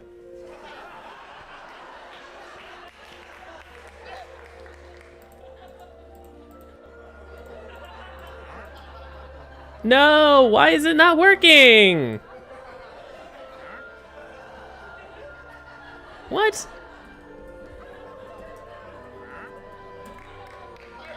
I do have that. Pretty good. Finished the late dinner.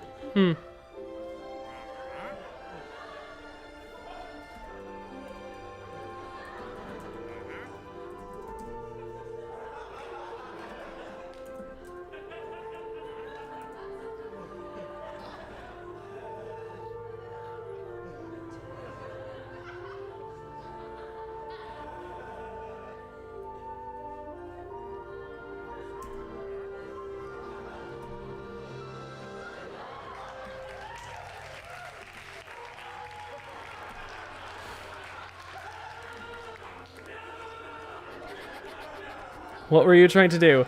Add a recipe for Deep Slate, because this is a legacy world for 1.16. Ugh, the fact that it's called a legacy world already. We have guests? Yes, we do. Midnight behave. God, why is this a problem? Why is this hard? Why is this difficult?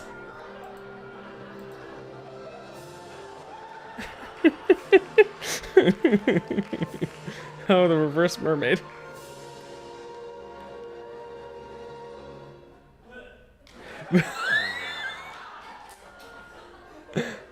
I just burped up a dingle hopper. I don't know.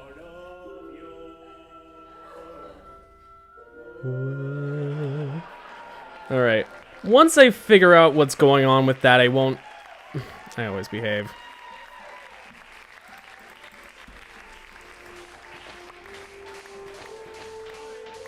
I'll just.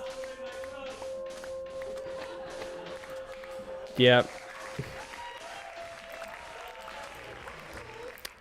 I grew up only wanting to watch cartoons for the most part. Once I figure out what's wrong, I'll actually have a recipe that I can use. But in the meantime, I guess I'll just have to like craft it.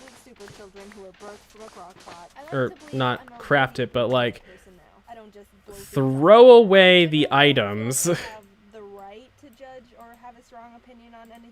I've researched and tried to understand every aspect of it first. That way I can use all the facts. I have one extra of sand and cobblestone, which means that I will have made 7 deep slate. Based on their personal values and beliefs, but only knowing certain details So can change things instantly.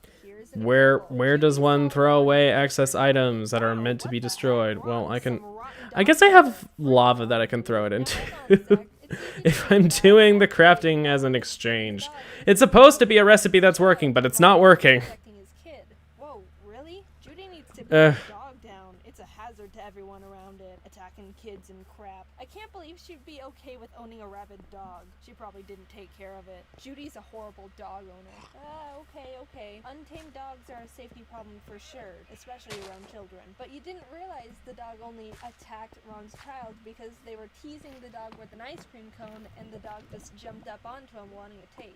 Well then, it's the dumb kid's fault for... I'll cut up the story here because I could add so many more layers to it. But you see how quickly your views can change if you don't know all the details to something? At every new point, the resulting opinion wasn't necessarily Deep slate. wrong or incorrect. 7. Extreme for emphasis. Wow. How miraculous. But yeah, that's my tip for the day. Look more into things and do research before you make 7 fucking deep slate. That's what I just got. I'm gonna need a lot more sand and sandstone. I still mainly only watch cartoons, but I've developed an extreme love for documentaries. You don't even realize you can be interested in something you never even realized you didn't care about until you watch a documentary about it. Like one time my best friend Kate and I sat down and watched one about the voice and puppet actor behind Elmo.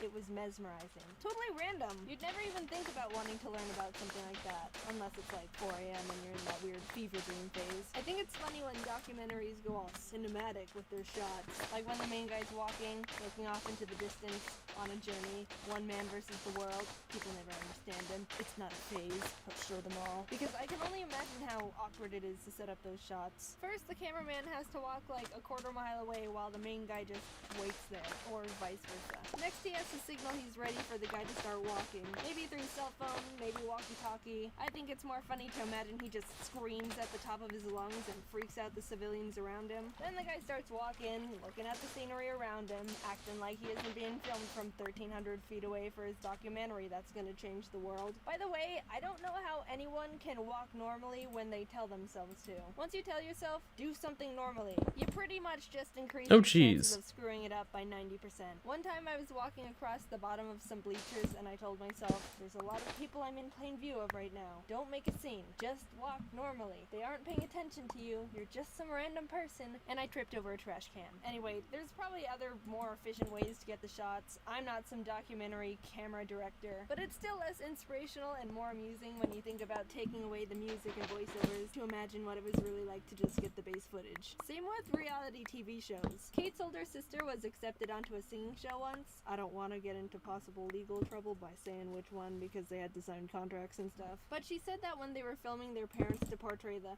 "oh, we're so proud of her for following her dreams" kind of clip, they had Kate and her brother in the background to make it look all casual. They told them to just look like you're talking to each other while we film the foreground. So we can talk about anything and no one would know. Watermelon, watermelon, watermelon, watermelon, watermelon, water. I'm not big on most reality TV shows because as real as they might be, some are completely set up, some aren't. They're all dramatically enhanced to some degree. And there's a point where you start noticing, and it's hard to take anything seriously after that. What I find the most amusing are the sound effects and how crazy they are. I'm watching Gordon Ramsay's Kitchen Nightmares show, so I'm going to use those as examples because I've watched so many. Why are you so stubborn? I'm not stubborn.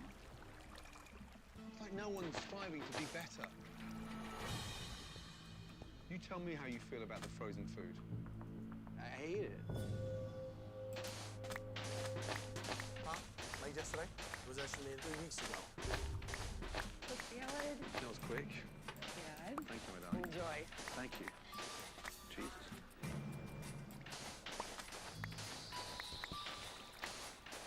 What is? Natural with white cheddar. Oh, this is award-winning. Yeah. Great. Why does it feel butterflied like that and cut like that? Cuts it off and then pounds it thin. Bleh. To tenderize it when it's the most stunning cut. Faster sand mining with torches. It's still yawning. Doesn't look too appetizing. It doesn't look appetizing at all, no. Whoa, whoa, whoa! Did you catch that one? Does that sound familiar?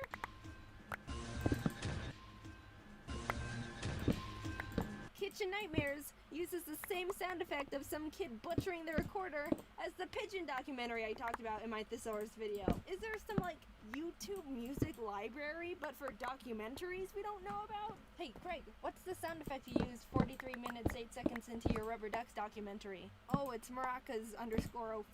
Ah, thanks. Yeah, I tried Maracas_02, but it didn't have the exact effect I was going for. In the UK, they don't use nearly the amount of dramatic sounds American shows use. Just look at this old clip from the UK version of Kitchen Nightmares.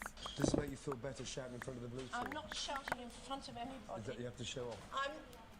How bloody Don't dare be stupid. Don't be so stupid. No over-the-top dramatic crap? It's almost pure. Here, I'll fix it American style. In front of everybody. You have to show off. I'm...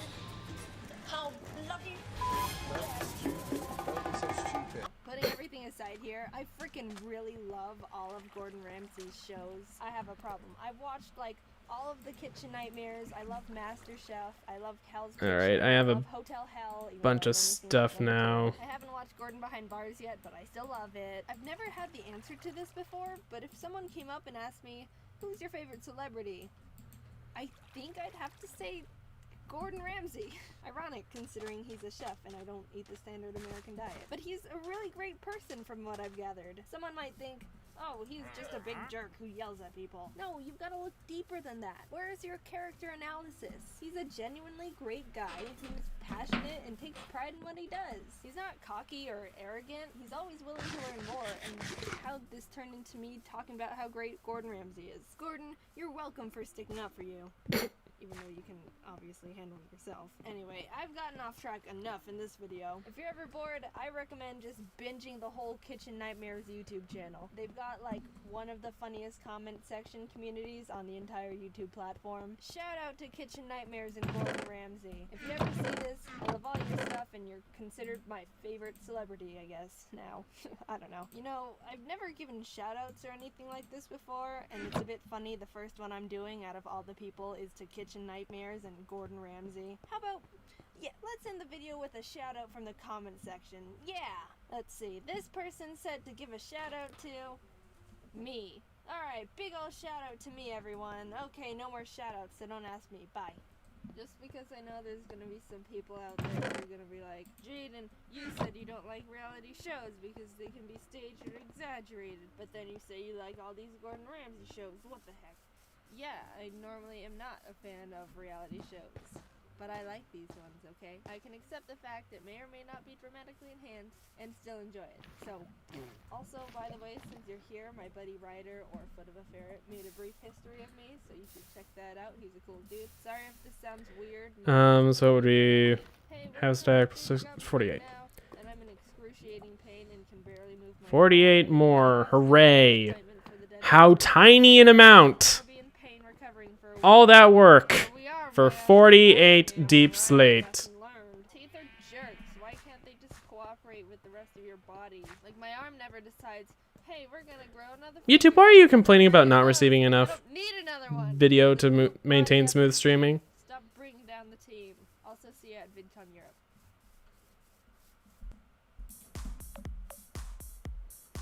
Alright. Annyeong, welcome to Delightful. Yeah, it looks a little barren in here. I'm preparing to move, so nearly all of my supplies and dolls are packed up. So what do you say we treat ourselves to a simple project with the remaining supplies I still have access to? Remember the haunted line of dolls from Monster High? Very slowly, over the course of like 5 years already, wow, I've been giving each doll a new face. How about we give Twyla a makeover next? Twyla is one of my favorite characters in Dolls from Monster High. She's just so chill. And of course I love a pastel palette. I realize I need Alright, a couple deep slate. Taking a scrap of fabric with a notch, slip it around the doll's face, and safety pin it together in the back. That doesn't even go in. But this does. Look at all the variants for deep slate. Oh, isn't that lovely? There are 4 new walls we can use. That's just awesome. Mask off the body as well, and now the doll's ready for her day at the spa. Alright. Dab 100% pure acetone on a tissue, press and hold it over the face for a couple seconds to let it seep in. Then wipe away the factory paint. I'll bring this stone cutter, just because it's not the one that's near the entrance that I normally go through. I didn't quite get it Because all I'm out, lazy. but that's fine. Wash the face with warm soapy water to remove the remaining acetone and any dirt or oils that might have transferred over from your hands. Starting with as clean a slate as possible will help with the longevity of the face-up.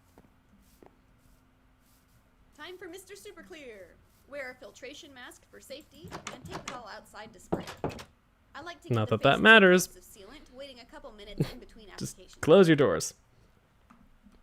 Let's begin. I liked the original face, so I think I'll repaint it in a similar color palette. Twyla's a great doll to Thought I changed my character. 1, purple skin. My always looks in-game cool. name. 2, they gave her very defined features, so her face mold is easy to trace and follow. Oh, right. It's directional. I start with an indigo blue pencil, carving out the eyelid creases, defining the lash line, and sketching in the irises. I'm feeling confident, so I go ahead with some shading and even sketch on the eyebrows. I add a touch of pink to the corners, then remembered I have pastels. Oops, I usually start with those. I lightly brush on a deep purple eyeshadow and remove the extra dust that fell into the eye area with a kneaded eraser. I don't know if I quite like... Add a splash of pink color to the irises, then dust on pink pastels over the lips. I'm getting a lot of mileage out of these first layers of sealant, so why not go ahead and add the lower lash line too? I don't like the breaking sound nearly as much, no. Mask across the eyes design, but I did want something over her eyes. I went with 2 stripes for no reason in particular. Alright, I don't actually know exactly what I'm gonna use this for. Do I want, like, deep slate bricks? Interpretation is fine, I guess. I add a touch more blush to the nose and cheeks, and I think that's as far as Do I can want take tiles? It's time to spray the doll again with sealant. Polished? On this second layer, I add highlights with a white pencil and continue layering up pigments. Want to know a secret? When I really need to get a video out, but I don't have much time or energy, a simple face-up video or Sketch With Me episode is perfect. It's like feeding y'all snacks in between the main courses that are my larger doll customizing videos. I actually really like that. That's behind the curtain there. Still, Yeah, that's actually not that bad. This is going to be black, white, gray, and blue. Well, not even just plain blue. It's going to be blue, green. And on the inside, it's going to be a little bit warmer. Also playing with blues, but also like the sort of lightly orangey yellows, which is going to be complementary. Although I guess this is more of a teal color than just a pure blue. So yeah. It doesn't even match Minecraft's, well, actually now that I think about it, it does actually pretty closely match Minecraft Cyan. So yeah. It's like cyan plus this sort of like light tan color. Yeah, this is actually probably going to work really nicely. Okay. So we have a bit of polished deep slate to use. This really sharpens the edge and makes the eyes pop. Now deep slate tiles. I'm wondering if those are going to work really well. Good thing I can lift off the color with a damp paintbrush. Second time's the charm. And voila! Twyla's got I a don't brand see new dropped face. frames even on this. Spray the doll one final time with sealant. Wait for Why is YouTube complaining about not receiving enough? You know what? Never mind. It's probably just because of the fact that I had Notepad++ open for a while. What do you think? Her face is more saturated than the rest of the doll, so I'm not sure it completely matches.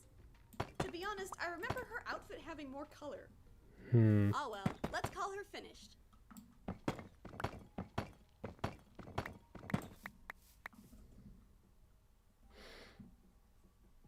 I'm not sure. I have a lot of polished diorite.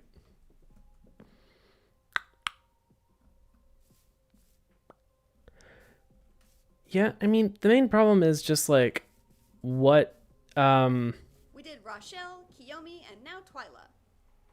That just leaves Vendala Doubloons. And I think I have Porter Geis in the stock like box what for some do I reason, do so with might what? Actually, no wait, I'm pretty sure I have Spectra from this line too. Well, as I said at the top of the video, everything is all boxed up, so I guess I'll have to show you those dolls at a later time. We'll just Photoshop them in for now. Nailed it. Okay, thanks for joining me for this quick face-up video. I hope you had fun.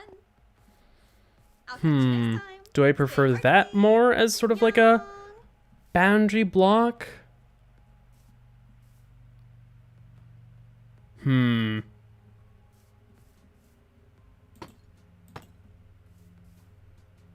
I could do something like that.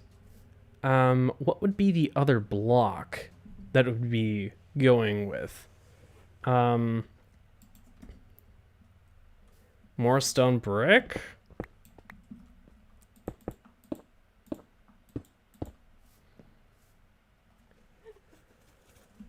Huh. I actually really like that. Charizard is one of the most iconic Pokemon in the whole series, rivaling the popularity of even Pikachu.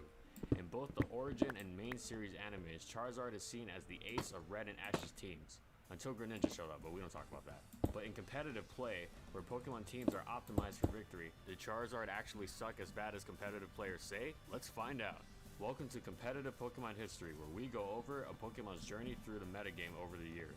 This video will briefly cover any notable Charizard information in both singles and doubles throughout the generations, including both Smogon and VGC formats. In addition to this, only I don't actually know what I'm going to use the deep slate bricks for now. Alright, let's get started. We can leave that. That's polished deep slate. In this tournament, players were allowed to make teams of 6 Pokemon, but battles would be conducted More in deep slate 3 tiles, singles please. matches, with players choosing from their pool of 6, whose total levels did not exceed 155. Many websites online indicate that the optimal set for Charizard back then was the Sword Dancing set, which consisted of Sword Dance, Earthquake or Rock Slide, Slash or Hyper Beam, and Fire Blast. Unfortunately, Charizard had two banes of its existence in the meta. The first one being Moltres, outclassing it in raw power, and the second one being Starmie, who could one-shot Charizard whenever he began to set up. Even though Charizard had access to Sword Dance and a decent base 100 speed stat, he could still be vaporized by faster Pokemon like Starmie and Jolteon on the turn he used to set up Sword Dance. Charizard had a decent damage output, but was ultimately underutilized because he was checked by very common Pokemon. 2 years later in Gen 2, Charizard got a break in the meta with the introduction of the move Belly Drum. This move, combined with Charizard's diverse move pool, gave Charizard an edge over Moltres because not only did he have a higher damage output after Belly Drum, but he could also hit more Pokemon. I actually don't like this as much as I thought I did. I'll probably still wind up using these deep slate tiles plenty though. Just not quite like this. I'm wondering actually if instead of doing the deep slate tiles here, if I do the deep slate bricks. Because of Pokemon like Starmie, who could still outspeed him even after a Belly Drum. In addition to this, Belly Drum also sacrifices half of the user's maximum HP in exchange for a ×4 physical attack increase. This means Charizard could still faint from one Starmie Surf. This also means Charizard was only useful very, very late game, when faster Pokemon and bulky water types were gone. Charizard was essentially the cleanup crew during a battle. Moving on to Generation 4, Charizard became more effective as an all-out special attacker. But with the introduction of Stealth Rocks, Charizard and many other Pokemon unfortunately went from underused to never used in modern competitive single formats, such as Smogon. This is because Charizard is a fire flying type, two types that are both weak to rock.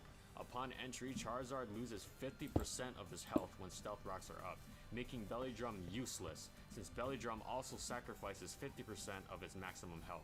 This also means after just 2 switches while Stealth Rocks are up, Charizard faints switching in, having lost all of its health. It should be noted that Charizard in singles could also utilize Dragon Dance. However, there are way better options during this time. But that's okay because in Gen 6, Charizard finally reached top tier status in both Smogon singles and VGC doubles formats, with the introduction of its Mega Forms. In Smogon singles, both Mega Charizard X and Y were very big threats due to the massive damage output both could accomplish. I don't know. Became one of the best Dragon Dance users in the format, being able to OHKO pretty much anything in the tier after just one Dragon Dance.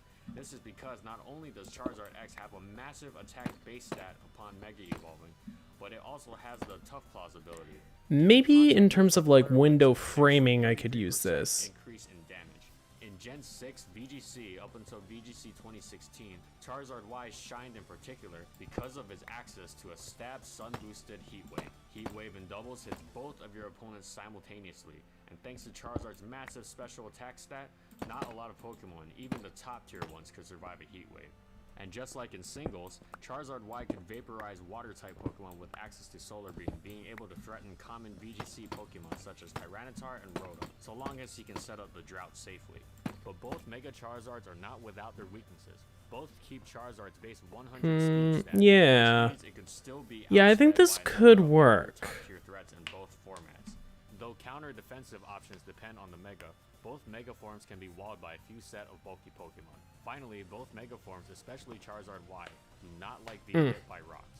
In singles in particular, Stealth Rock was still a problem for Charizard. I don't because think it still loses that 50% of its health before it Mega Evolves. However, despite these setbacks, this will actually be here, but instead it'll be on the window itself. In the metagame.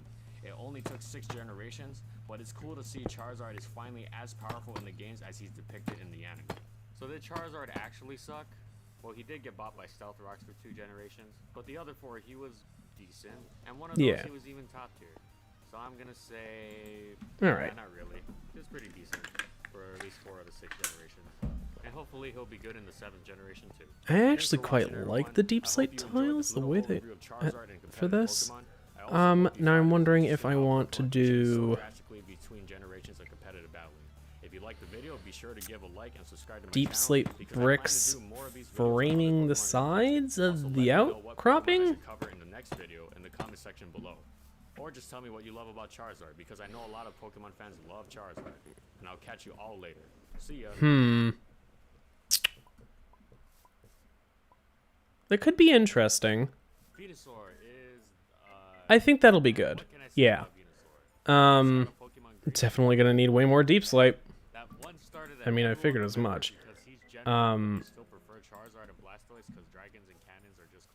It's kind of just a matter of like, what do I want to use what for?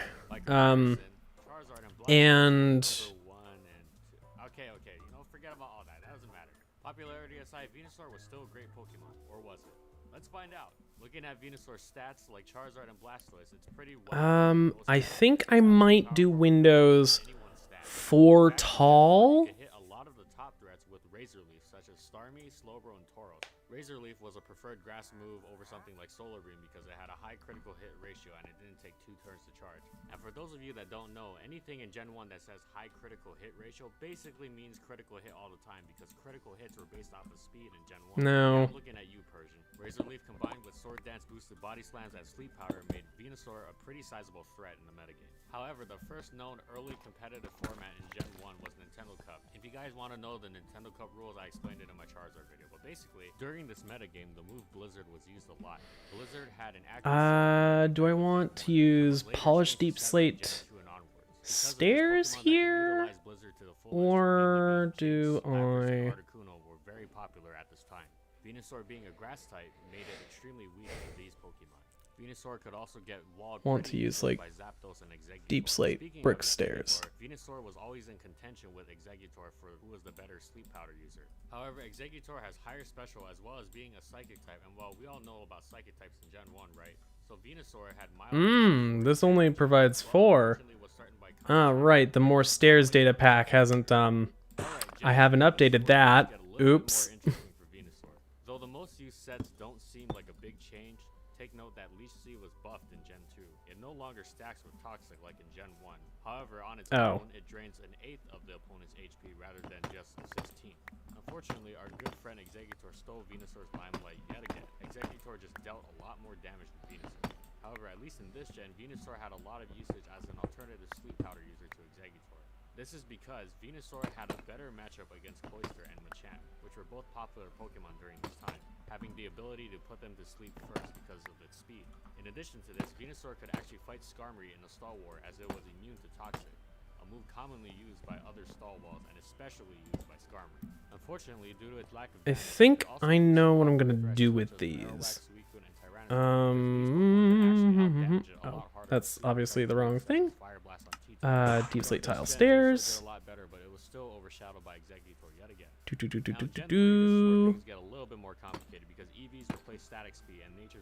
Okay, so I think that these are going to be some sort of like neat little outcropping, maybe. I could do it where it is walls or full blocks. And I don't know if I would necessarily want to do vertical slabs for these because I feel like that would just be too flat and wide. Yeah. Once I eventually get vertical slabs back anyway. So let's see. Do we want to do it like that or do we want to do it where we use walls?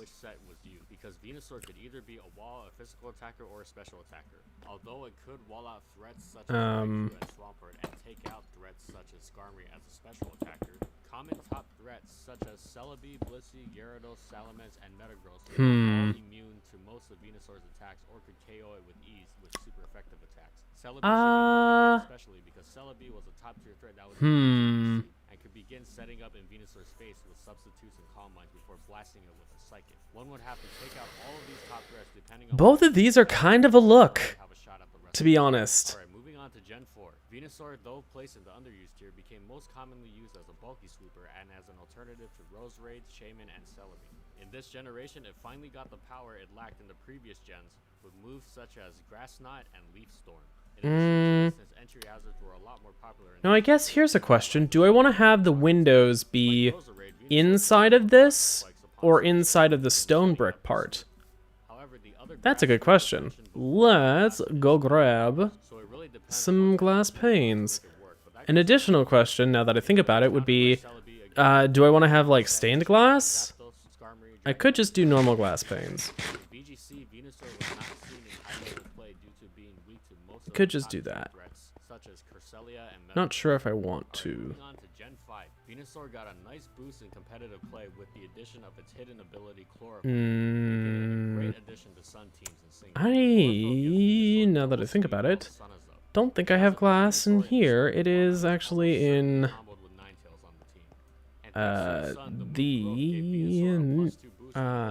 currently main.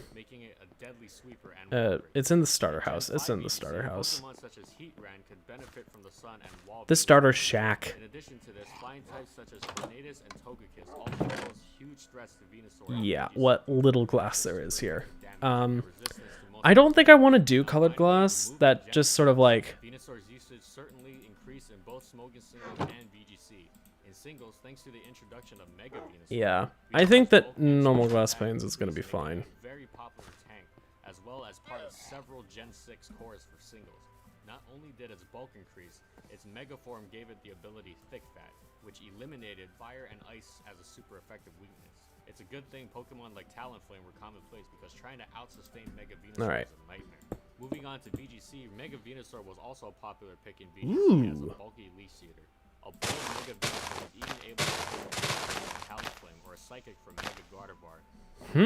All opponents late game with leash. I actually quite like the way that the I mean, I already like the way that walls do the windows. Walls connect with glass, so I could very well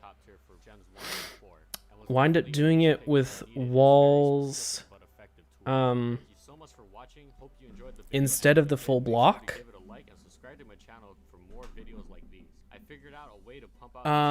Because this way I get to have like the additional block between the window and the interior. Oh, is something disconnected? Oh, that's weird. I had a connection problem on my stream preview. That's very weird.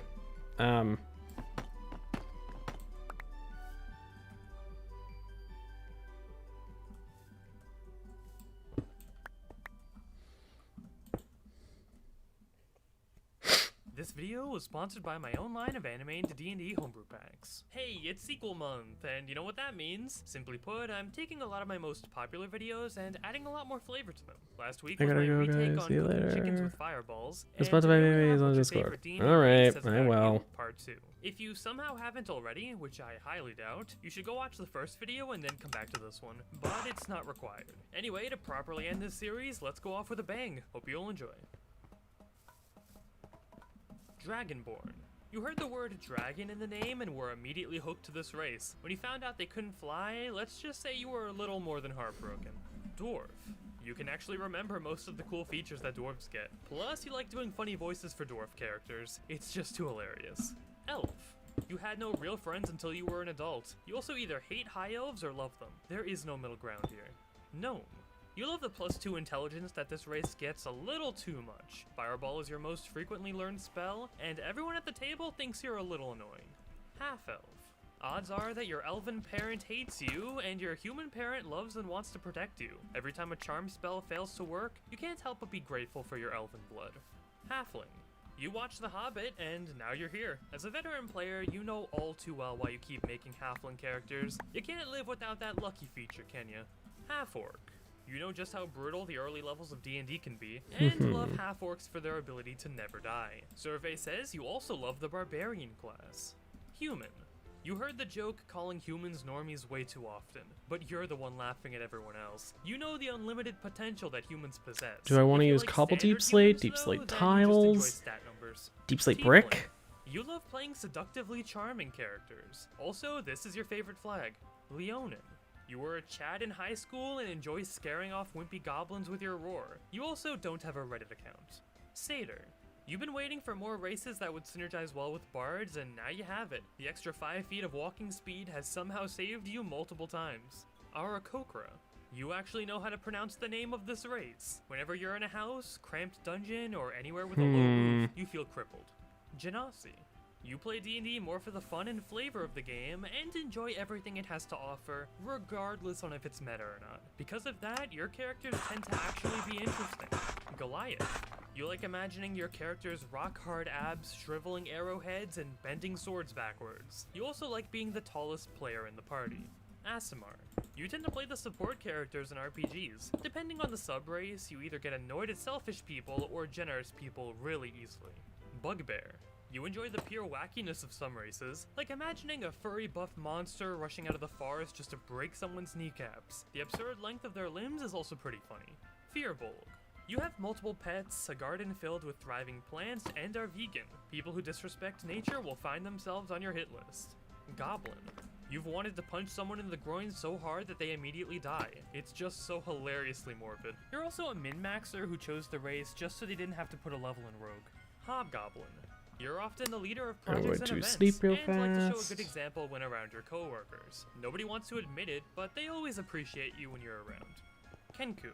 Thinking of an original character concept is pretty hard for you. You also tend to benefit from ideas that aren't yours, and keep an archive of character art and D&D maps saved on Pinterest.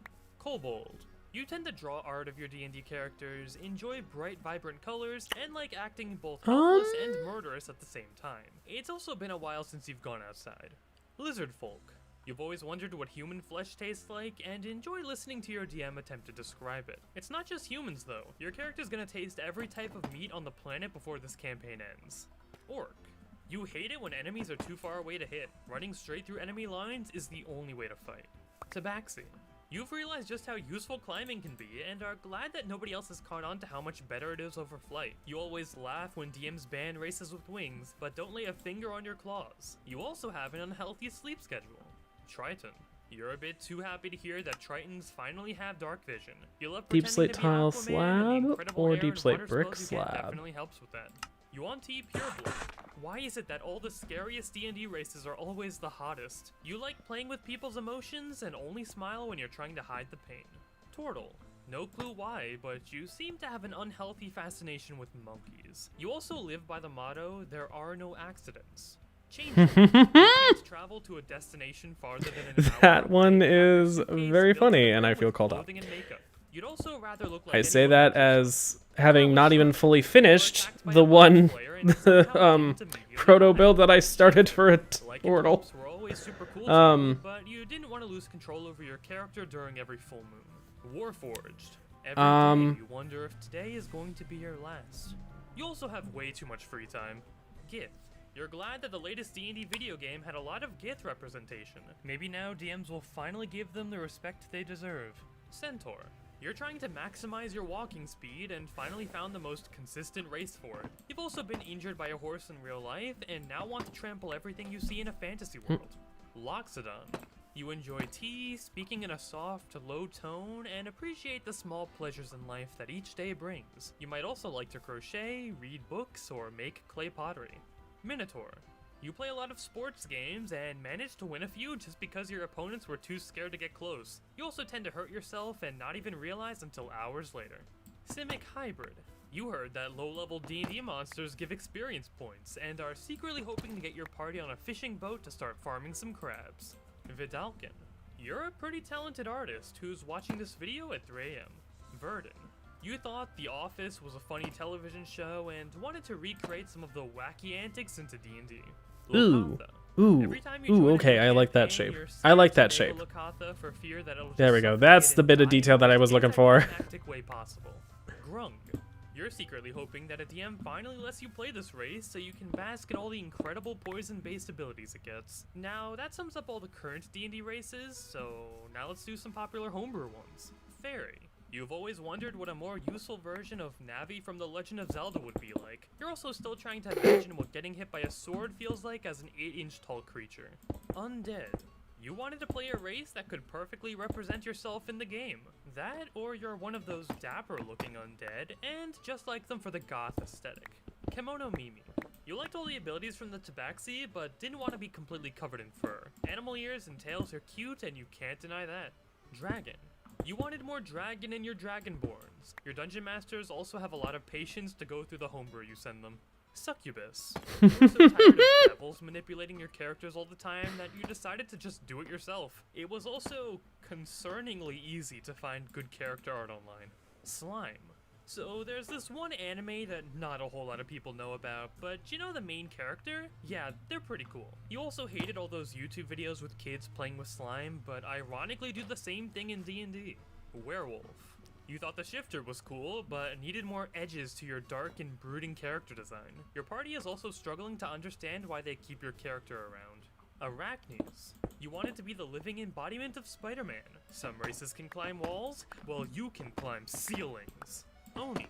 Japanese folklore is just cool, okay? Orcs also weren't scary looking enough, so you went for the next best thing. Ghost. Yikes. Sure, this one sort of belongs in the undead section, but it was popular enough to be its own category. You like mentally damaging your dungeon masters by cheesing through difficult dungeons, bailing when you don't want to deal with things, and abusing important NPCs. You're also very soft-spoken and get talked over in most conversations. And last but not least, Angel. You're new to Dungeons & Dragons, aren't you? And that's about all the popular races I could find. If you have a favorite that I didn't mention, or some extra race... I find that comical, but also horrible. You're new to Dungeons & Dragons, aren't you? You aren't a murder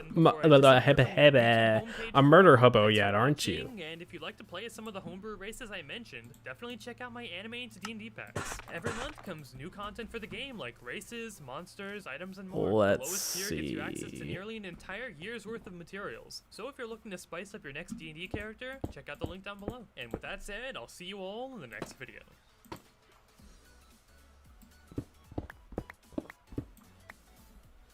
Yeah, I'm liking this shape. This is good. This is definitely going to influence the aesthetic of this place. I don't know if it's for the better or for the interesting. It is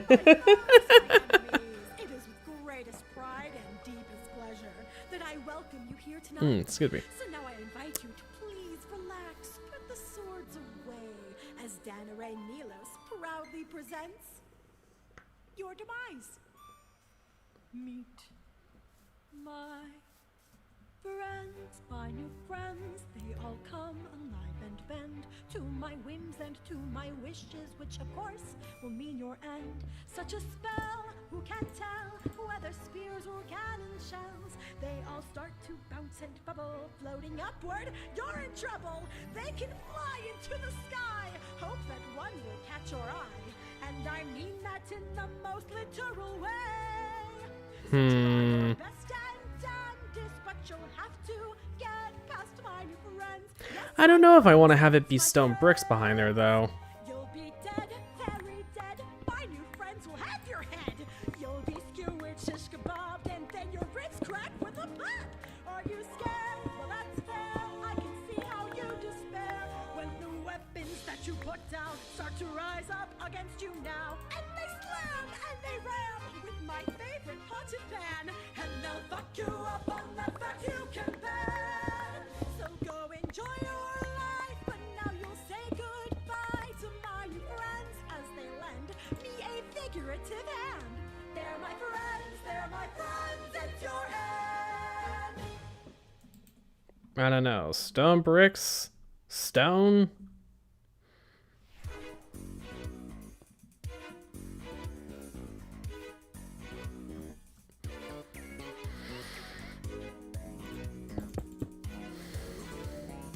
This is gonna have next to no texture, but actually not using that. Using a mixture of stone and andesite.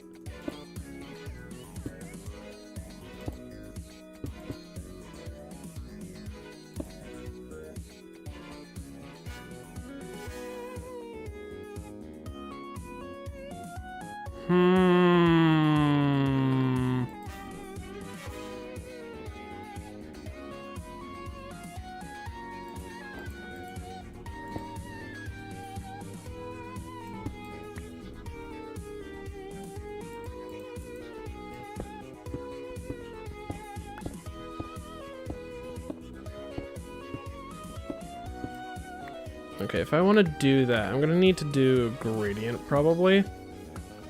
what I basically just thought of was, oh, I could possibly do like some sort of a gradient as the base coloring, I guess? Okay, so this is a building technique that I haven't really seen. I kind of was only just introduced to like how to actually do it.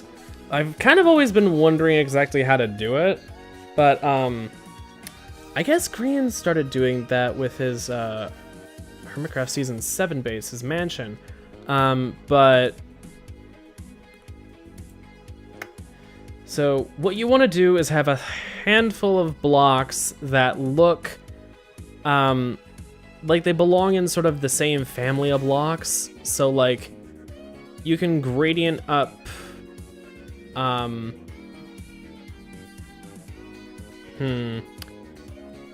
you can lightly gradient like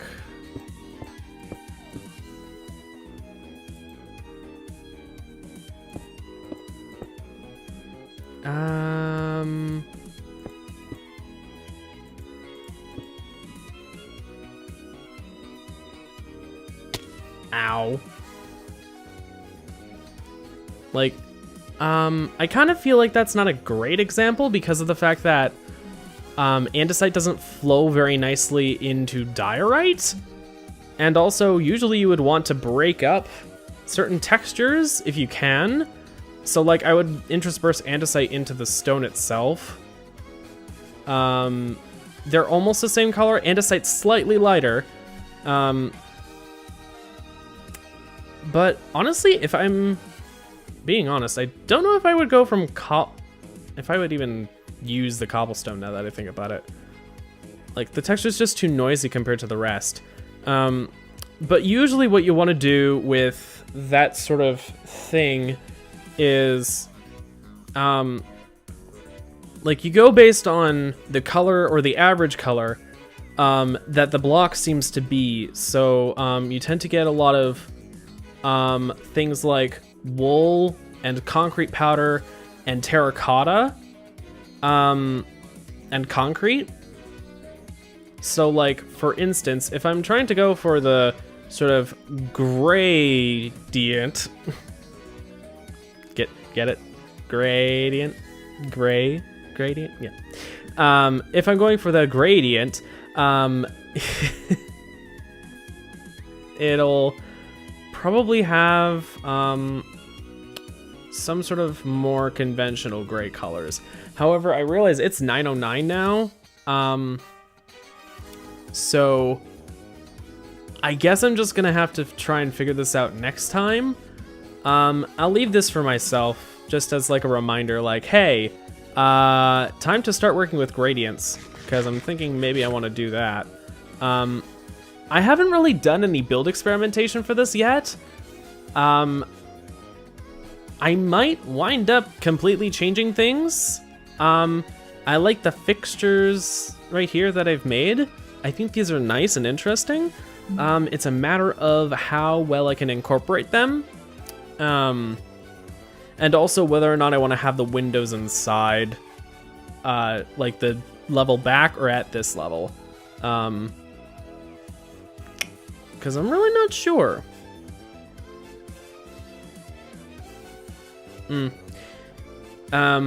Anyways, that should just about do it. Thank you so much for watching. I hope you enjoyed. Please leave a like if you did. Subscribe if you want to see more. Hit the notification bell for notifications as to when I go live. I go live every Sunday from 6 to 9 US Central Time. At least somewhat more reliably than when I go live on Thursdays with my boyfriend Andrew. It was just kind of a busy day on Thursday, so I kind of just couldn't make it. I was busy doing other things. I had dinner with my my sister and my dad because it was Father's Day, so that's why I didn't have a Thursday stream. And yeah, right now we're doing the Ace Attorney series. We are on the second game, the last case of it currently. We're trying to wrap that up soon. And then we'll be taking a little bit of a break, probably going into another game. I'm not sure what right now. I should... Oh, that's not what I was trying to do. I was trying to click pause. on the song request. Oh, is it still trying to load up the next thing?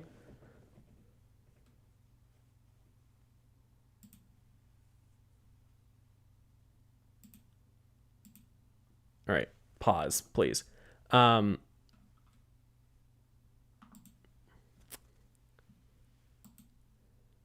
yeah, anyways, yeah, that should just about do it. Oh yeah, times for Thursday stream, 7 to 9 US Central Time. Yeah. Anyways, that should do it. Thank you so much for watching. Well, this time, this has been Guy Smith, and I'm signing off. Until next time, take care. I'll see you guys. Bye!